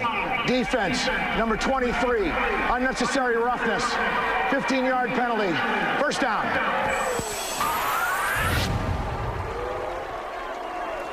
And so the penalty on Trey Brown. There's the trainer going down after the shove. I think he was trying to hold him up. I mean, I don't think he tried to knock him down at the end of that play. Fillmore obviously trying to get out of bounds to stop the clock, to save that one timeout that they have. A little coaching going on with Carl Durrell and Trey Brown. I'd say when Carl looks you dead in the eyes, you ought to listen to what he says, because he's got a little stare to him now. Bazinet incomplete.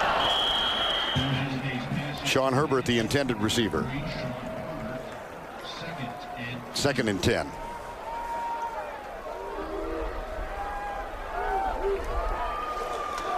Well, we haven't quite reached 1,000, but we've got 98 seconds to go. I'd say there's an excellent chance. Yeah, that's an eternity. Oh, goodness. Here's the pass back. And the flip is out. It's incomplete. That stops it. The reason I'm laughing is because I was listening to Dick Enberg and Dan Deersdorf last week, and the game was running long in Denver, and it was Christmas Eve. And Dick Enberg said, if there are any Bronco fans at United Airlines listening out at the airport, we're on the way. Please hold the plane. Well, I wonder if that works in El Paso. So if anybody is out there at the El Paso airport, we're coming. Here's the pass. It's caught. First down at the 31-yard line. Sean Herbert, number 3. 87 seconds to go. First down and 10.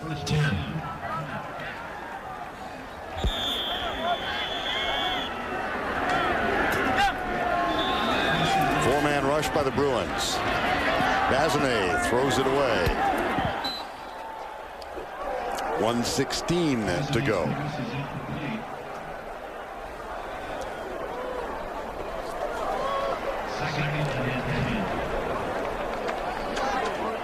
Carl Durrell looking on. 43-31.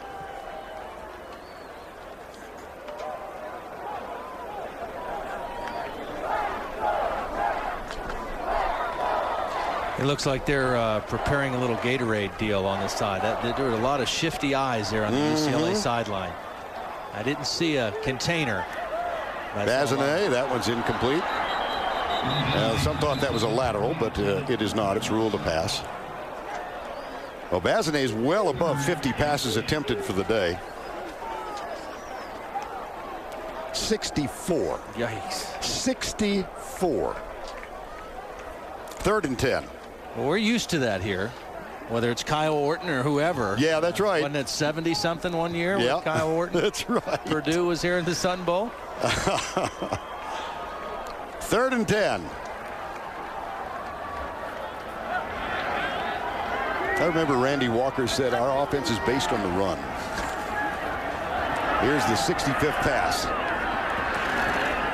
And it's good, and Sutton is out of bounds. That stops the clock with 1:04 to go. Remind you again tonight on CBS, Ghost Whisperer, Close to Home, and Numbers. 4th and 6. When is Love Monkey on? Is that? I think in about 2.5 hours. Okay. I think we've almost reached the debut. Are you going to schedule your night around that the inaugural? I think I'll TiVo. Okay. Here's Bassinet again. Deep left side. That one's caught. That'll be another first down, and this one at the 14-yard line. Sean Herbert with the catch. 54 seconds to go, 13 yards. And 9 on the play. Tackle made by number 22, Michael Morris, 1st and 10. First down and 10.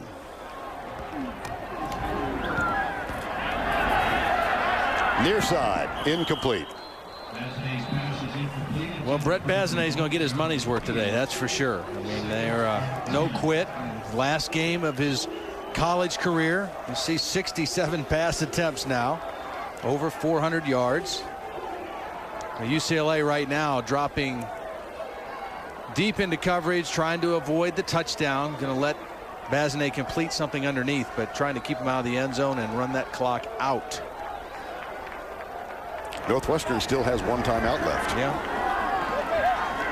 2nd down and 10. Tyrell Sutton. And here's Mark Fillmore out of bounds with 41 seconds remaining. The 12-yard line. The play needs 2. 2nd and 8. 3rd and 8 for the Wildcats. 3rd down 8. A 12-point game.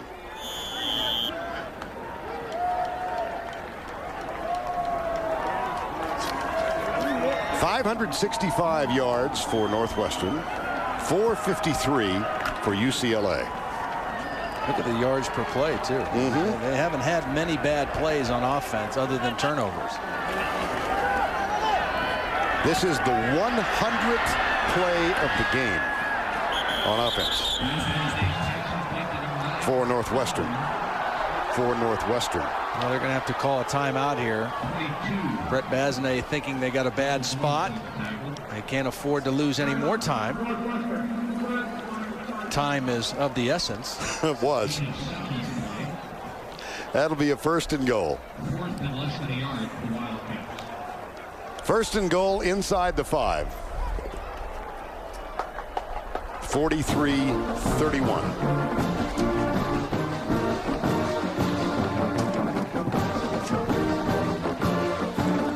Well, halftime, Todd, I had a chance to go back into the hallway behind our broadcast booth, and I ran into John Fulmer, longtime executive director of the Sun Bowl in El Paso. Had a medical problem here. The good news is, as he said, he had a brain aneurysm, and he said, we got the miracle. And it was really wonderful to see John and his wife. He's not back to full health yet, but he's on the way, and we want to wish him all the best. Jimmy Rogers, Tommy Lewis. Every time we start mentioning names here with the Sun Bowl Association, Bernie Olivas, I don't want to leave him out, the executive director. It's a great community effort. It lasts year-round. Wayne Thornton. Yes, absolutely. Inspiring words at the luncheon yesterday. 4th down. I think I said they got the first and goal. Not quite. Here's the pass in the end zone. Touchdown. Sean Herbert. Well, now you kick it. You don't need to go for 2 here because you still need a touchdown.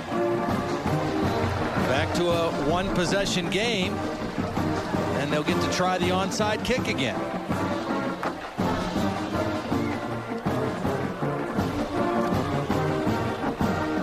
And And here comes the extra point attempt from Amato Villarreal, who kicked the field goal earlier with 23 seconds to go, 43-37. He got it.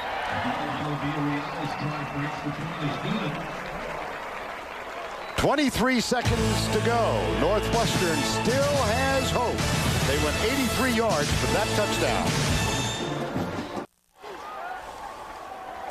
23 seconds to go. The Sun Bowl in El Paso, a one-possession game, and the onside kick forthcoming. Well, remember the last time it was Brazil who caught it in flight ahead of the 10 yards, and there he is again, right there, number 1. Got his eyes on that football again.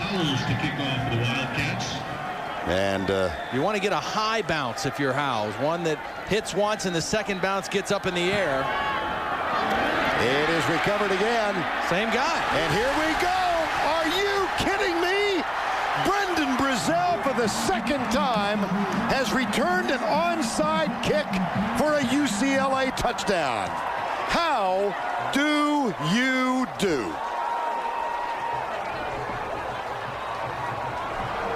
Well, they tried to punt the football away from Maurice Drew. I think they maybe should have tried to onside kick the ball away from this guy, because he has been very offensive in recovering these onside kicks. I mean, he just went and attacked the football both times. Let me think back to about 4 hours ago. We had 2 interceptions returned for touchdowns by Northwestern off the arm of a guy who had thrown only 3 touchdowns all year.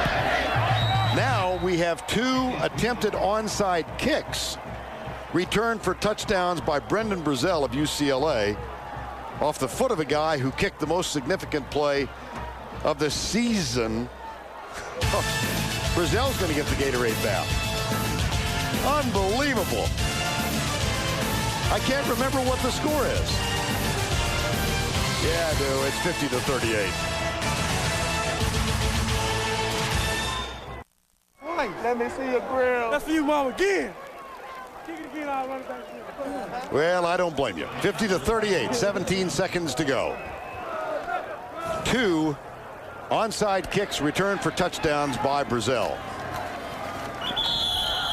And this one returned by Sean Mansfield. Number 83, Sean Mansfield returned. 13 seconds to go.